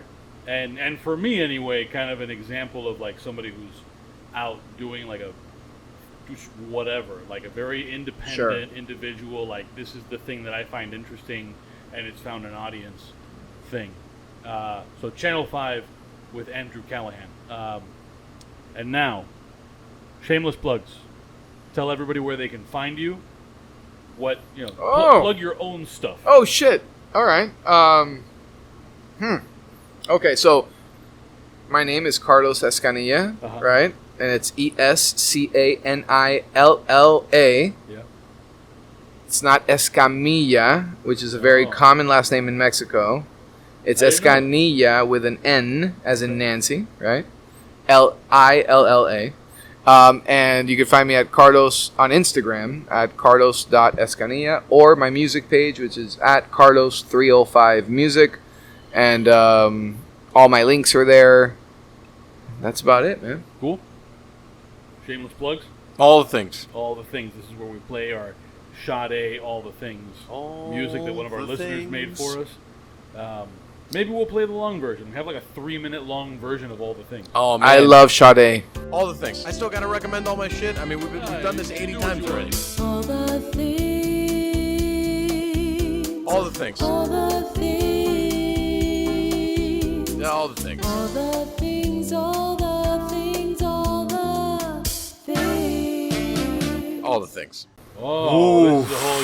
You're be careful. You might talk your way into another 2 hours of conversation here. You love Sade? Yes, dude. Man, I love Sade. Man, I mean, We used to do like Sade Saturdays in the kitchen. really. Yeah, that it was only Sade. That's all we played for like 5 hours of prep. You play this game. Hang on to your love. Yeah, I mean, she is. Your love. There it is. I can't do that. But she is the queen. She is the real queen. She is the absolute queen. Yep. Yep. Shameless plugs. Listen to all the Sade shit that you absolutely can. When are you gonna release this thing? I don't know. Okay. When I play No Ordinary Why, Love, you have a date in mind? No, Oh, yeah. because I'm traveling to Napa Valley on Monday, okay. and I'm doing a seminar at the Culinary Institute of America, which is very stressful. I'm doing 2 different talks about things, which I've talked to Nick about, that I need some help with some of these talks, because it's about like evolution of Cuban cuisine to fine dining. That's one of them, and then the other one is more like fodder of like, what do you do during COVID, which is just survive. There's not much more to talk about for that. But in that thing of like making flights and all that stuff, I changed one of my flights simply so I could go see New Deco Ensemble next Friday with Anthony Hamilton, which is one of my favorite artists of all time, because he's got one of the most incredible voices I have heard since Sade. It's just like he is a fucking, like, you don't hear voices like that at all unless you're talking about Otis Redding, Al Green. You got to come to one of my shows. I'm just kidding. I was just joking. It's a Big joke. word. It's a joke. It's a joke. Big live at Lincoln's Beer. Well, you obviously haven't come to one of my shows. All I'm saying is, yeah, like, Sade is the queen. She is amazing. But I mean, now it matters whether you release this within the next 5 days or not. Well, probably not. Finally, shameless plugs. DadeMag.com/PanConPodcast. At PanCon Podcast on all the social media things. If you want to support the things that we're doing around here, it's Patreon.com/DadeMag, DADEMAG, for as little as $1 a month, Quickfire. or as much as $15 a month. Give us all your money. Give us all your money. If you give us $15 a month, we'll send you coffee every month. I'll wait on coffee in the mail every month. Either way, you'd be a smooth operator. Smooth operator. Man. So good. Coast to coast and... Come on, you. No, I can't. I'm not a singer. I'm not a singer. I Um, already said I'm like musically defunct. so Donate your money. Give all the money. And if you are on Patreon, if you are contributing on Patreon, you will have access to this lightning round that you're about to hear. Thank you, Carlos, for joining us. And this is where we cut it off. Boop.